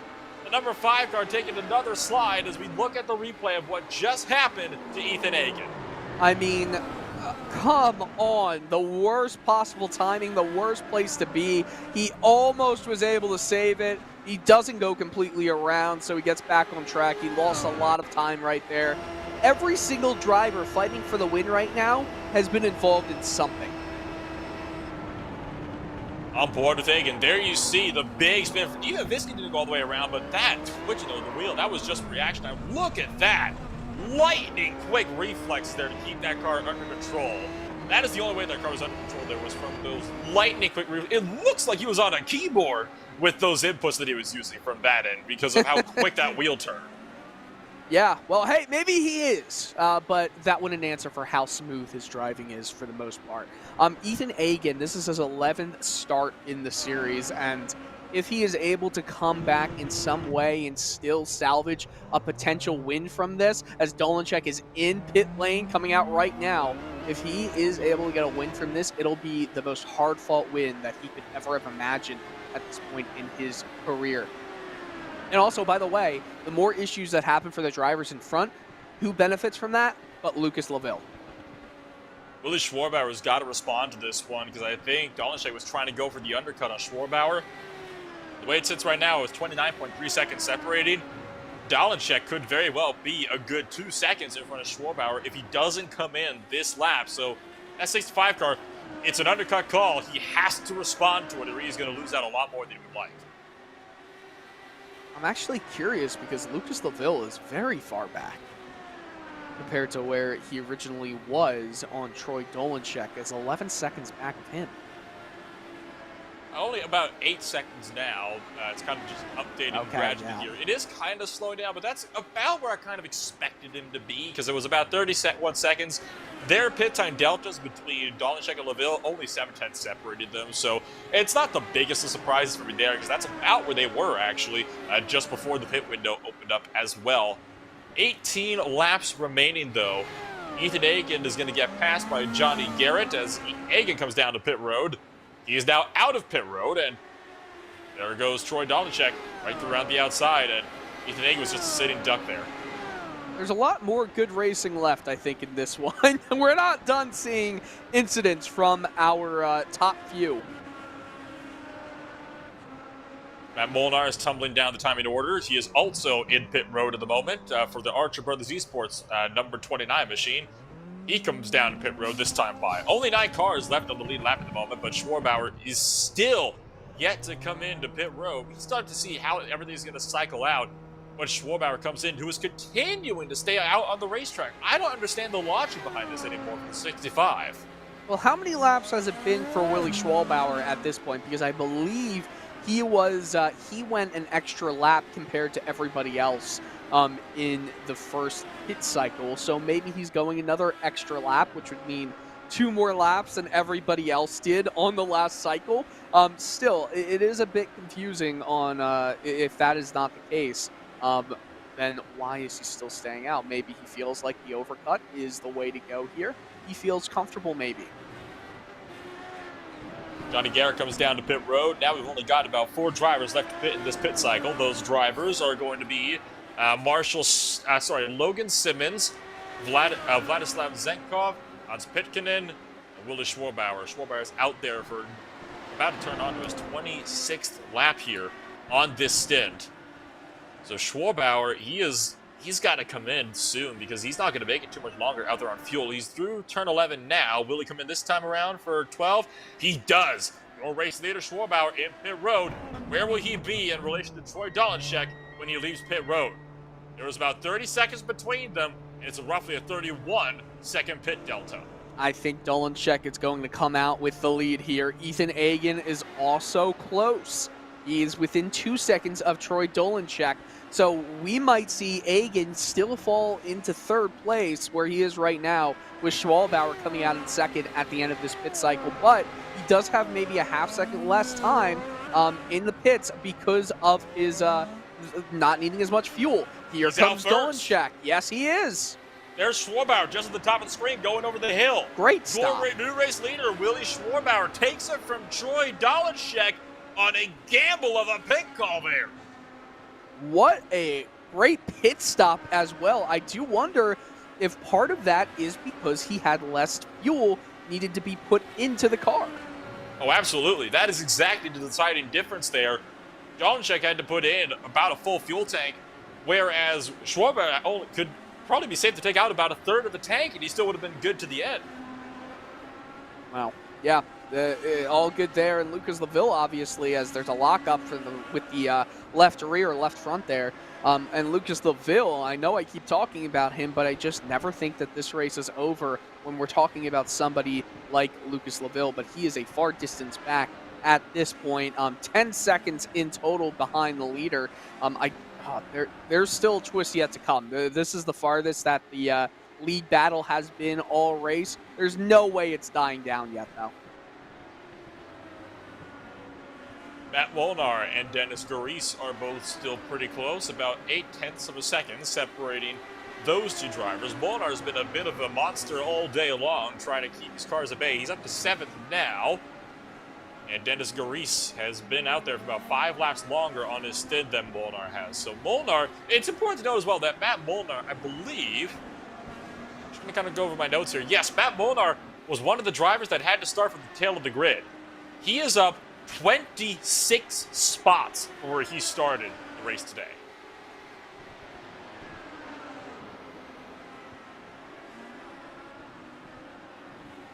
So I think what we can say is that while we're not seeing all the positions gained, Wood is one of the drivers, Andrew Wood, who has really made up a ton of spots. He started in 32nd. But you know who has even more spots gained? Matt Molnar started 33rd and is in 7th place.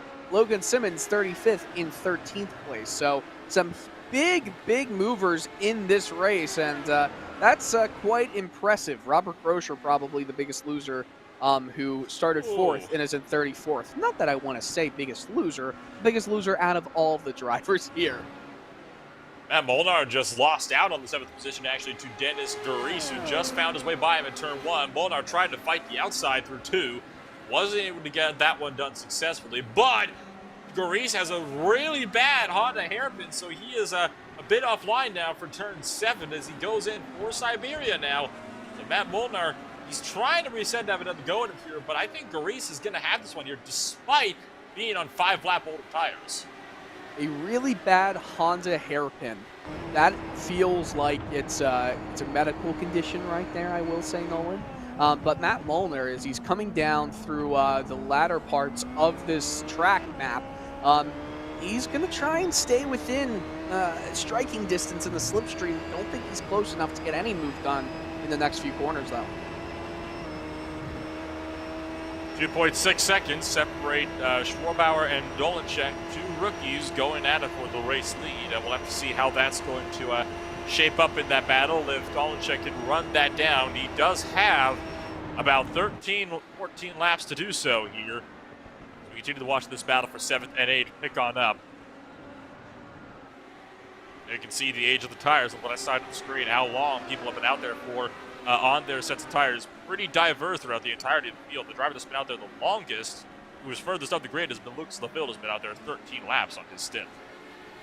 Yeah, and when you're out there for that long, it's really going to mean that those tires are just going to burn up compared to the rest of the competition. I really thought that LaFille had this in the cards, but now I'm just curious, why did he hit so early compared to the rest of this field?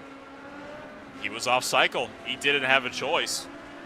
That's all. That's the best thing we can do to say about it. That's really the only thing we can say about it. And he still might end up being a bit tight here on fuel because he's got to run another 13 laps. He is going to be right at the edge of the fuel window by the time the checker flag comes around.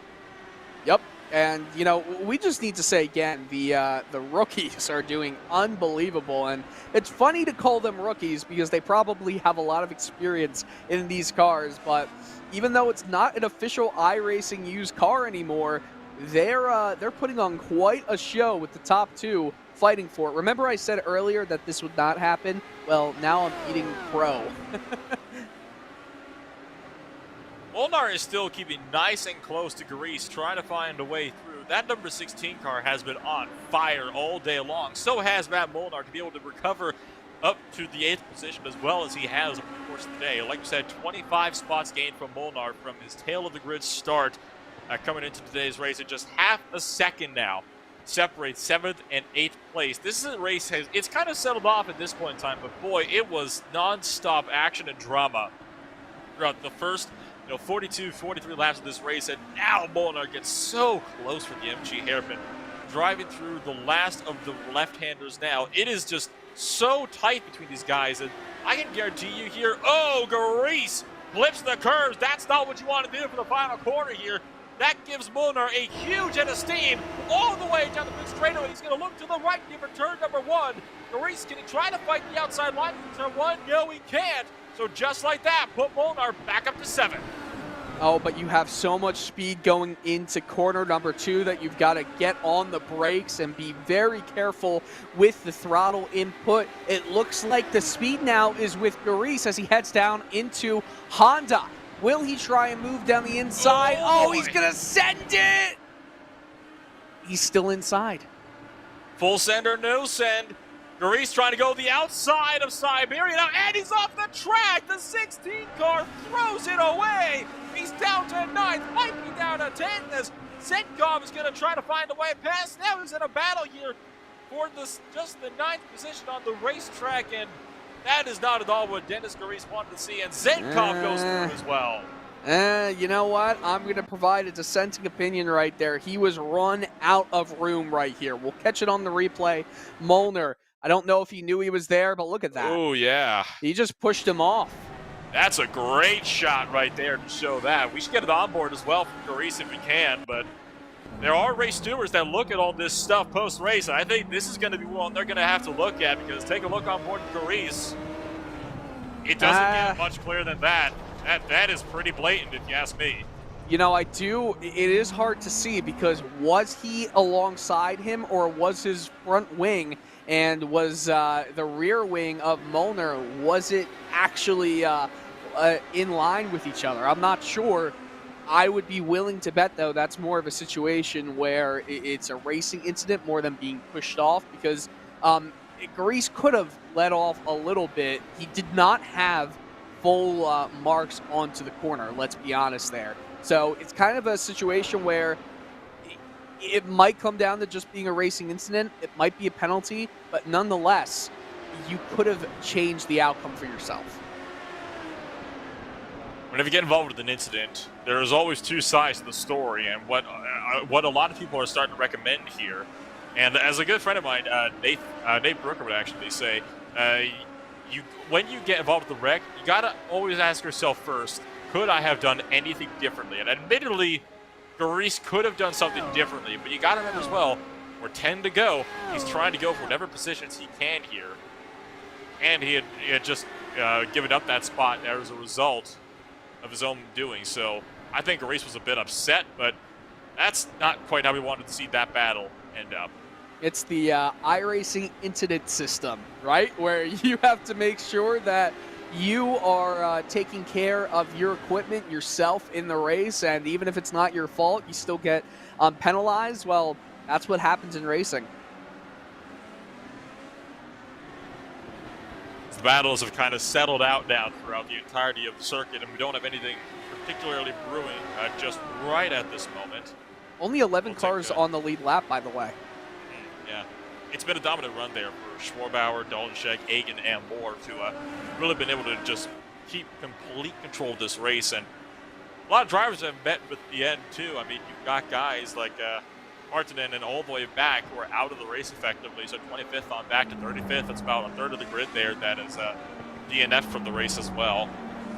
Seeing as there's not a whole lot else on the track, let's give another shout out here to the sponsor of the race, SIMRACE247. They run a team now in the series with 4 drivers in there. They are also sponsoring the SIMRACE247 IndyCar Grand Prix at Phillip Island.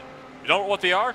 Well, they're an independent website providing non-stop content as well as interviews, race reports, features, investigations, analysis, and reviews. It's about sim racing, and it's on this website. Find this website at simrace247.com. That's simrace247.com. Important to note as well, this race is actually also going to be rebroadcast next Sunday at, I believe, well, 2 o'clock p.m. Eastern Standard Time. It'll be on ESTV, which you can be found on Roku. Once again, this race will be rebroadcasted this next Sunday at 2 o'clock p.m. Eastern Standard Time in the United States of America. We'll be able to find it on ESTV on Roku. So if you missed the start of the race today, don't fret. We'll be able to take a look at it again next week. So I'm trying to take a peek back at some of Willie Schwalbauer's statistics so far. And what I can tell you is that in some of the classic IndyCar series, I guess you could say pre-season races, one at Auto Club and one at Iowa. Auto Club was, I believe, at the road course in Auto Club, if I'm remembering correctly. Let me just check that out real quick. It does appear to be exactly that. Willie Schwalbauer finished second at the road course at Auto Club, and at Iowa he finished 12th after starting in 5th. So Schwalbauer, he could potentially put himself out there as one of the top drivers in this field. And in the Winter Series, he finished 4th at Daytona at the Oval. So he's a good driver. He's had a lot of experience in the Skip Barber car, and he's had a few top 5 results. No wins though in the Diach, that's how I would like to say it, Club Liga, the Skippy Cup, I guess you could say, over the course of the season 9 for him in 2019 there. So 2021, maybe the year that Willie Schwalbauer finally gets that win in a league race. Very possible that he could find himself getting his first win during Classic IndyCar Series history here at Phillip Island in the SIMRACE247 IndyCar Grand Prix. It has been an absolute phenomenal race so far. It's not quite over yet. I mean, you still got this battle here for 7th and 8th position. I mean, Hans Pickenen is slowly reeling in Matt Molnar, and Dennis Grease is not far behind. So Matt Molnar, he's got to look on the defensive here, because at this point, the only reason why Matt Molnar is this far up in the order and not in 8th or 9th is because the drivers have made mistakes trying to get past him. Well, how many mistakes have the top 4 made? I mean, over the course of this race, all of them have had incidents, right? Lucas Laville being probably the one with the most incidents, who has crawled a few tenths back, 9.5 seconds behind, but I mean, he's going to have to hope for some mistakes. And speaking about mistakes, Nolan. Big lockup there for Matt Molnar into MG. This puts Pickenen into striking distance. We're coming to 5 laps, well, 6 laps to go, excuse me. This could be big here for Pickenen. Molnar this time is going to go on the defensive, swings back across to the left side of the racetrack, trying to break the draft, and Pickenen, being patient, decides to back off and give this one a bit of a rest here. And reset here. But now Molnar is in big trouble here, runs wide through turn 2 as he was a bit unsettled by Rod Carpenter. Pickett tried to get the run on him through 2, wasn't able to get up there, but he's really close now, so we could have a dive bomb here into Honda. Pickett is feeling really daring. Carpenter backs off, lets the field through, and Pickett, being patient, decides not to go for it. But all of that carnage just allowed Dennis Gareis to re-enter the picture, 7th, 8th, and 9th, all under a blanket. So right now, what we're seeing is Willie Schwalbauer losing a little bit of time to Troy Dolanchek for the lead of the race. And I do wonder if the lap car of Caleb Weekly is proving to be a force right now. Weekly he's almost blocking Dolanchek until he finally gets by him. What was that about? No idea. It's not the best place, granted, to pass lap. Yeah, but get out of the way. But get out of the way. That's what you gotta say. Not to be too harsh or anything, but don't get involved in this battle when you are 2 laps down. Now 3, I guess. We'll have to see how that battle continues to circle on up, because it is important to note that in order to really get the win, Dolanchek needs to close half a second each lap from here to the end consistently. That is a huge ask. This battle, though, for 7th, 8th, and 9th, not even close to wrapping up here, because Dennis Gareis is trying to find a way around Hans Pickett and trying to pick himself back up to 7th as Matt Molnar is really having a hard time fending off Pickett in here. Pickett is just biding his time at this point, waiting to see if he can find a way past Matt Molnar without running him off the track. Yeah, this battle is intense. You know what, Nolan? How about you watch this? I'll keep you updated what's going on with the top 3, because it's getting really spicy right now with a lot of lockups. Just one major mistake from any one of these drivers, any one of the 5 drivers really that we've been talking about, could see a huge swap in positions. And it could very well be an upset to the ending of this race. The battle for 7th, 8th, and 9th starting to split off a little bit here. About half a second separating each of these drivers, but you can see Molnar is just weaving left and right, snaking all the way across the track, trying to break the draft, but he's only losing more time as Hans Pickett just reels him right in. Even with that, down to just 0.2 of a second now. It's still closing. He might have a look here into the Honda hairpin if he can get a good drive off of turn 2. Oh, and he very well may have that. A big draft here into the slipstream. Will he be able to make a move, maybe shoot himself down low? Oh, it's another driver, the one behind, and Pickett who tries to make a move. Will he get it done? He does.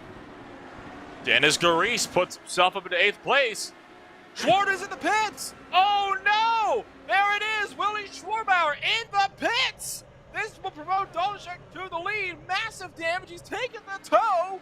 So the 65 It was his own fault. Oh, no, you're kidding me. It was his own fault. And he comes back on track. Oh. He comes back on track and then loses it. Oh, no. No, no, no. Oh, Willie, you had it in the bag, man. Flips the grass on the entry of 2, comes back on the track, and then just loses it immediately and just creams with the Chimera sim racing machine of Jamie Wilson, who, keep in mind, Wilson was already in a battle. Weekly was sent on a wild excursion. Lucas Laville nearly got collected as well by all of this. Oh, no. That is heartbreaking. And look who's in the lead, though. Ethan Agan. He got by Troy Dolanchek because of that. Because Dolanchek had to really, really check up for this incident here. Actually, did he? No, he didn't. So Dolanchek had to Dolanchek somewhere spun. else. I take my eyes off one moment, Nolan, to talk about the move between the 7th place. Dolanchek spun the same lap. Ethan Agan. Yeah, Ethan Agan is into first because of 2 big incidents from the rookies. And Dolanchek is rear wing damage. What happened was, through turn 8, he was trying to pass Rod Carpenter at lap 66, lost the back end because he got the wheels into the grass. Oh my goodness. Ethan Agan is easily into first. He has a 3-second advantage right now, 4.5 actually, over Dolanchek. Oh my Just goodness. switched. Matt Molnar just passed Garice. These guys are fighting hard. Garice is loose, trying to find a way through as they take the white flag. The race leaders do. Dennis Garice, though, having a hard time here. Zenkov is back to 8th, so something has happened to Hans Pickenen, who must have had another spin off somewhere because he's now to 9th at this point. All of the carnage at this point happened up here. Molnar locks up big time. Garice is still trying to find a way to get back through in the battle for 6th place. Now Garice locks up. These guys just cannot keep it together for more than 3 quarters. No one can seem to keep it together on track in this race. So many self-spins and so many incidents involving other cars, Nolan. Oh my goodness. We'll take the script that was set up probably for the storybook end of the race and just burn it in a bonfire because Ethan Hagen is the upset winner here today. He is now just coming up to MG for the final time today. Ethan Hagen upsets Dolanchek, what would have been a very good win for the 37 machine. Thanks to Schwarbauer's mistake, Ethan Hagen just has one more corner to make it, and he's off the final corner. Ethan Hagen, of all people, wins the season opener, finishing it off from 3rd place on the grid. He takes the win. Dolanchek has to settle for 2nd place. Defending champion LaVille recovers beautifully to 3rd. The battle for 6th, though, still raging. Garice has 1 lap to get the stun. They got Josh Baer lap trapped and find a way through. Molnar gets cut off. Oh my goodness, this race is unbelievable right now, and we're coming to the very last of it. Molnar, now he goes wide. So does Garice, who's going to have the momentum going into the final corners. Molnar still has to get past Josh Baird. He cannot sit behind that 23 car or he is going to get caught up by Dennis Garice. He has to find a way through. He's got to do it quickly here. He doesn't have a lot of time. Garice is closing so quickly down to the MG. We right on board with Molnar, locked up from Molnar. Right on board with Dennis Garice. Can he get by Josh Baird without any difficulties into the final lap corner? traffic. He gets out of again. Here comes Dennis Garice. Can he get the run into the corner? No, he cannot. Matt Molnar hangs on for 6th place. Dennis Garice is going to be in 7th. Well, I like this race. Oh my gosh. I cannot believe, though, at the very last, Schwarbauer made the mistake as well as Dolanchek. Oh, what a shame. But you know what? This should be a celebration, though, for Ethan Hagen. His 11th race in the Classic IndyCar Series ends up with his first win. Oh my gosh. That I can tell you right now, though, that's probably not how Ethan Hagen wanted to win the race. He'll take it. You'll take it. Absolutely, you will. But yeah, he does not know how to do donuts right now. It's just, oh dear, Ethan, my friend, just there you go. There you go. Good job. Don't hit the wall. Don't hit the wall. Okay, good. He's got some space now. I won my first IndyCar race at Michigan. Just clobbered the pit wall somehow when I was doing my burnouts. Yeah, that's nice. You've won a race. Oh dear, these cars are not meant for burnouts. Oh man, but you got to give him credit though. Ethan Hagen probably put himself in the best of, he did obviously, but he put himself in the best of positions compared to the other drivers who had a chance to win this race, and he made it count at the very end when it counted the most. Good job for him. Congrats on his first win, and here are the final results. Only 9 finished on the lead lap.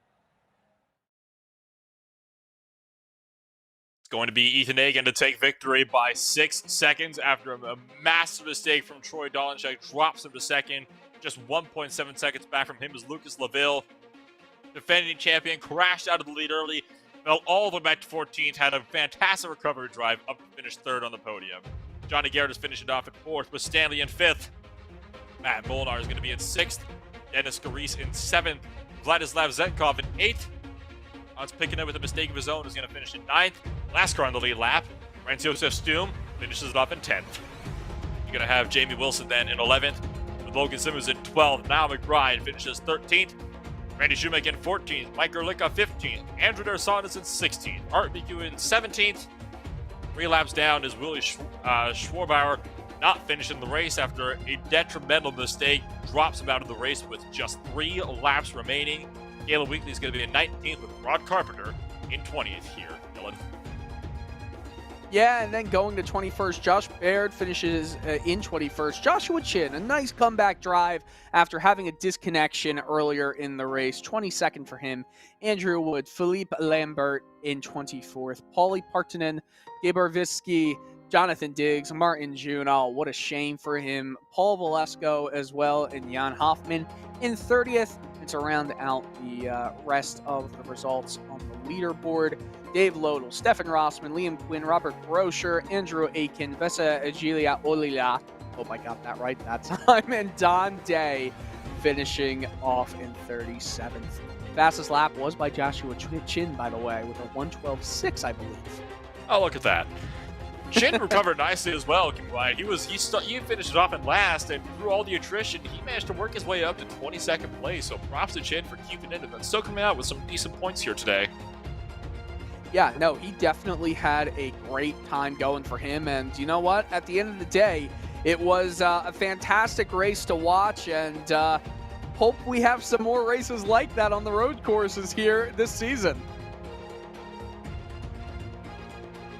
Indeed. This is certainly something. We're just waiting to see if we can get the top 3 drivers in here so we can give them a little bit of a chit-chat, because goodness gracious, I want to talk with all 3 of them after this race. It's been such a phenomenal day. I mean, this is not at all kind of, I think, how we expected this race to go. We expected this race to kind of just be your typical season opener. You know, a little clumsy here and there because people are rusty from the off-season, but it would be really good nonetheless. No, we got a barnstormer of a race. What a way to come on out in the very, very first race of the season and we get a story like this. We were expecting a storybook win for Troy Dolenchek, who ended up losing out of the race only because of his own mistake. It was just, oh my goodness. I mean, it's what do you even make of something like that? You know, you just kind of have to look at it as a learning experience for Willie Schwalbauer, because these cars are extremely, I don't want to say overpowered, but you'll feel like they're overpowered when you hit the throttle down on some of the slower corners. So, great job though by Schwalbauer throughout pretty much the entire race, and Dolenchek got that second place finish.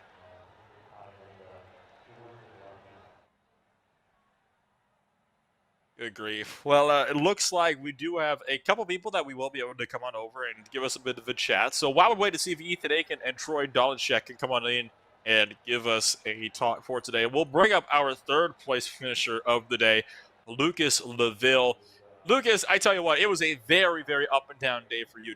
You come in here, defending champion, you start on pole, and you still manage to finish 3rd after a really recovery drive. So 68 laps later, how are you feeling?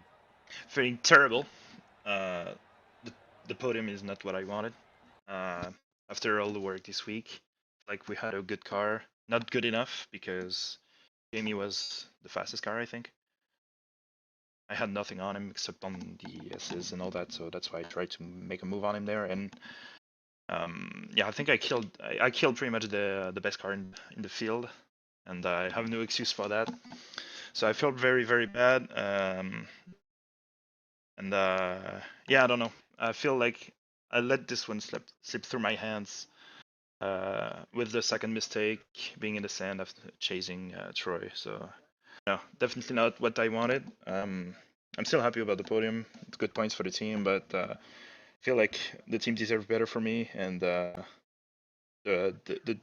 roster as well deserves better for me. So this is going to be a tough pill to swallow to start the season. Well, regardless, you did manage to come home in 3rd place as well, which is a heck of a lot better, admittedly, than the 14th place where you were dropped down to. We honestly thought you were going to be out of the race when we saw that incident there, but good on you for managing to stick with it and recover all the way up. Bit of a shame that you couldn't have finished up higher, but still a very good race nonetheless. You come in here defending champion. What are you thinking about, though, going forward? I mean, we got Long Beach coming up next for a 100-minute race. I mean, Long Beach is the track that you guys have never been to. It's still fresh in the iRacing service, so that, no doubt, is going to be an exciting one as well. Yeah, we've been there a few times back, never on a broadcast for obvious reasons. So I have a pretty good record there, but I need to do more work to just be able to raise the guys a bit better. And more consistent as well. I feel like I took some time to be in the zone again after the incident today, so I need to work on that. And I hope the team will be strong because I feel like we had a pretty good show after all the attrition with Dennis having a very good comeback into SimRace.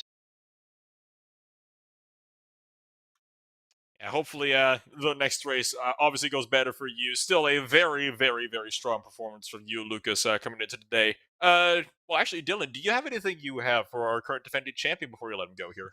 More, I love to hear about, even though you feel like you had a rough day at it, you did finish in third place, and sometimes all you kind of need for a championship defense are the points and a decent result in the worst of situations. So, what do you feel like your chances are of going into next race with a better run, I guess, than a third place? Well, as you said, points are what matters at the end of the year. So, like with the as far as numbers go, it's absolutely a very good day. But you know, I feel like today showed that the top of the field is going to be very strong. Josh had issues happen to him at the start, so he wasn't able to show his full strength. But I feel like it's going to be very tough, and having pressure on me is definitely going to be very positive for me, just to never let my guard down and stay on what I have. I'm gonna have to work very hard to keep the guys from stealing my crown. And before we let you go, then here, Lucas, anybody you'd like to shout out for us here? A big shout out to all my teammates for all the help this week. I think even though we didn't have the best car in the field, it was still pretty strong, and having lots of guys in the top 10 showed that strength. Big shout out to all the guys in the league. I think we had a very strong field today, so that's pretty cool for the first race of the season, and hopefully you can carry that forward through the year. And a massive shout out to you guys for sticking with us, and I really can't wait to watch the broadcast back minus whatever that was. What lap are you talking about? I don't. I wonder. I wonder. But it's so great. I mean, getting back to it and working with you guys again, definitely a big positive for us. So yeah, I mean, I can't wait because I feel like we had good battles through the field. The leader was never really on his own, always defending and all that. So I think it was pretty cool for you guys to call that one, and yeah, I can't wait to watch it. Thank you, Lucas, for taking the time to join us tonight. Shame you could have finished up higher, but hopefully you'll be able to come back and maybe go for a win at Long Beach. Thanks for joining us. Cheers, guys.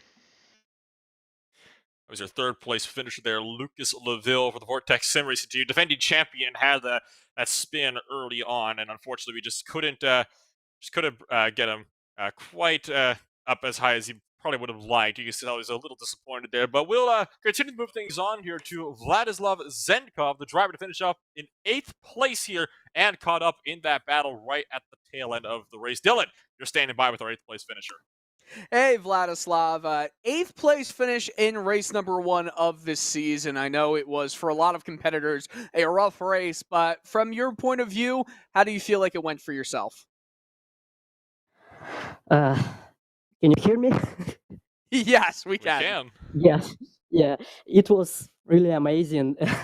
I mean, this was my race debut in Classic IndyCar series, and I was a little bit worried because there's so much big number of good racing drivers, nearly 40, and I was really excited about that.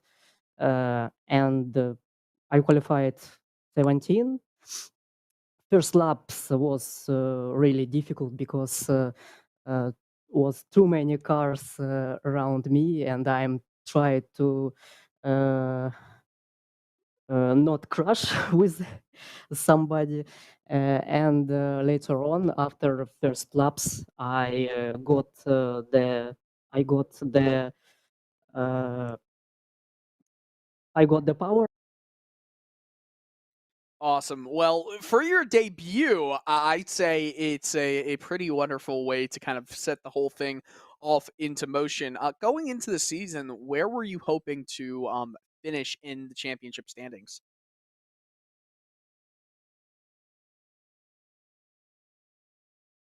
Vladislav? Not sure if we're having Can you hear problems. me? Can you hear Oh, me? yes, Hey, we can. Yeah. Uh, Uh, so I championship standings. yeah. I hope I'm good enough for top 10 in the overall standings. Uh, to be honest, I'm also thought what I'm good for Rookie of the Year award, but my teammate Troy nearly won the race as a rookie, so it will be very tough. And I hope I am good for top 10 in overall standings. Awesome. Well, I definitely expect some good things to come out of you, especially with that enthusiasm. So, going forward to, I believe Long Beach is the next run. What's your what do you feel like your chances are there? Long Beach is a very nice track. I really like street circuits.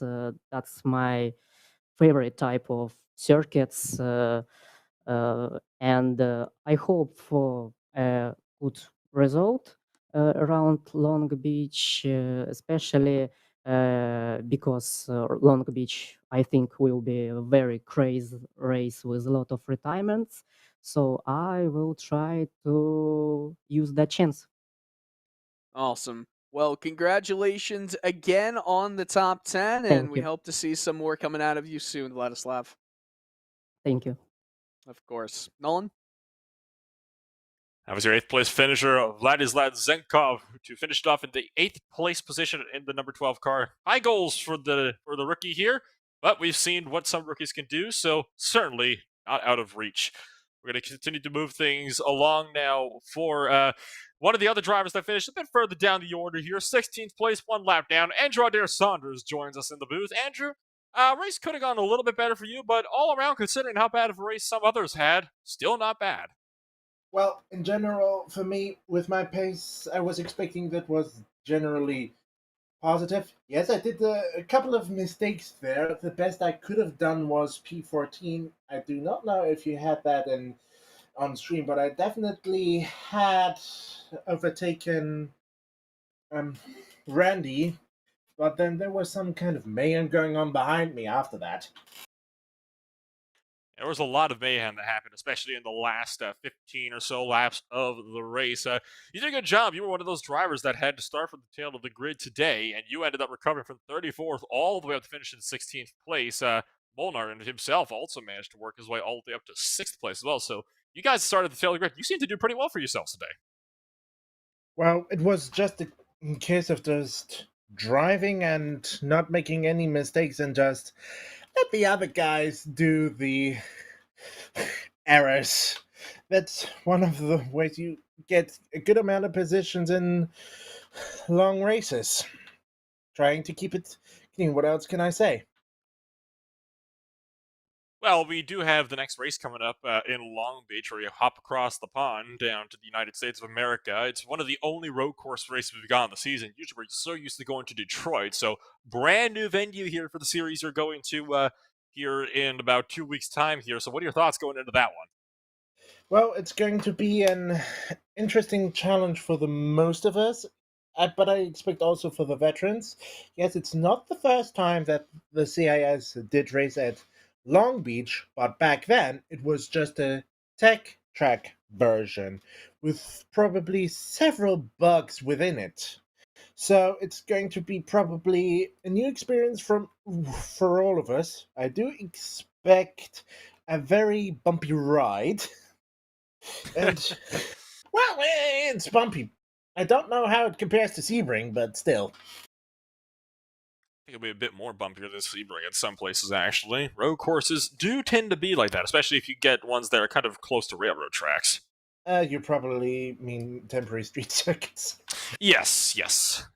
Sorry for the correction there. No, you are all good.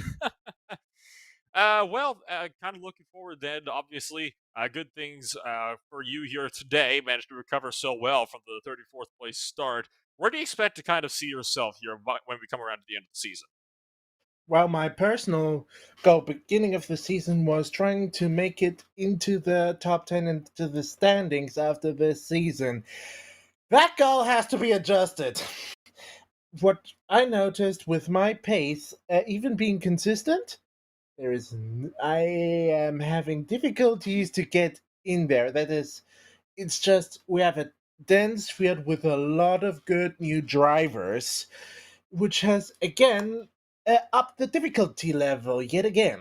Which means if I want to get up there, I have to get faster, and it's consistency won't be enough. And before we let you go here, Andrew, anybody else that you'd like to shout out for us here today? The stage is yours. Thank you. I have to make it a two-parter. The first part is just regular sponsors: Playseat, Fanatec, Fanatec for the products I use. Also and DRE. I never run any race without it. Also, the iconic sponsors is Edifice, Dynamic Solutions, Open Wheels. I hope I got them all. And that's just part one. Now we come to part two. For the eagle-eyed viewers, if I was on the stream, I do not know, you might have noticed I was running Black Mirrors today. And there was a slogan which was, "Oh my goodness, this is fantastic!" Oh. Yes. This is a little tribute to the late Mario Walker. I'm a huge F1 fan. Even though I grew up in Germany and never was able to hear his commentary live, I do respect what he did, and from the Formula One community, and we will miss him, and several CIMS members as well. And now I've got to stop because I got a lump in my throat. And Murray Walker, certainly one of the best of us, and definitely we wish him the best wherever he may be right now. We also wish you the best so far over the rest of your season here, Mr. Saunders. Thank you for taking the time to join us today. You're welcome. That was 16th place finisher Android Air Saunders finishing it off one lap down, but still worked his way from the 34th to 16th. Doesn't look like we'll be able to get in touch with Troy Dolanchek or Ethan Hagen for the interviews here today. So, Dylan, this is pretty much going to be about all the time we're going to have for today. So, before we close it off here, what do you think your thoughts can be here now that we've seen what this season might be like headed into Long Beach? I really love the names that we didn't expect to necessarily see fighting for the win today, which can lead to some more interesting expenditures in April when we go to Long Beach, because I didn't expect this race to have as much ferocity as it did, and a lot of the drivers, their race for them, it felt like a very volatile race, and you know what? It was a very unique race when it comes to fighting it out and spinning it out on your own, but that's what we've come to expect with the IR05s. They're such a difficult car to get a handle on, and with all the rookies in the field, with all of the names that we expected to see up top but weren't, we're going to have an amazing championship battle. It's a short season. Remember what I said in the beginning of the broadcast? Every mistake is amplified. And that is, I believe, all the time we're going to have for today. Don't forget, this race is going to be rebroadcast on ESTV on Roku in just 1 week's time. That will be next Sunday at 11 o'clock Pacific Standard Time, 3 p.m. Eastern Standard Time. If you happen to be watching us on this rebroadcast, and in that case,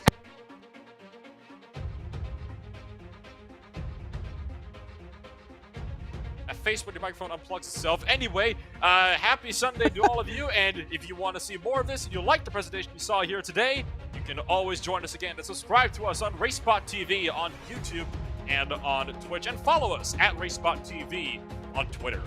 I'm Nolan Webber, bringing you all the coverage from start to finish today with Dylan Coyle beside me in the commentary box and the ever-talented Connery Maddox behind the cameras for today's race. Thank you for joining us for the season opener of the 2021 Classic IndyCar season for the Australian SimRace 247 IndyCar Grand Prix. We'll see you all in 2 or 1 week.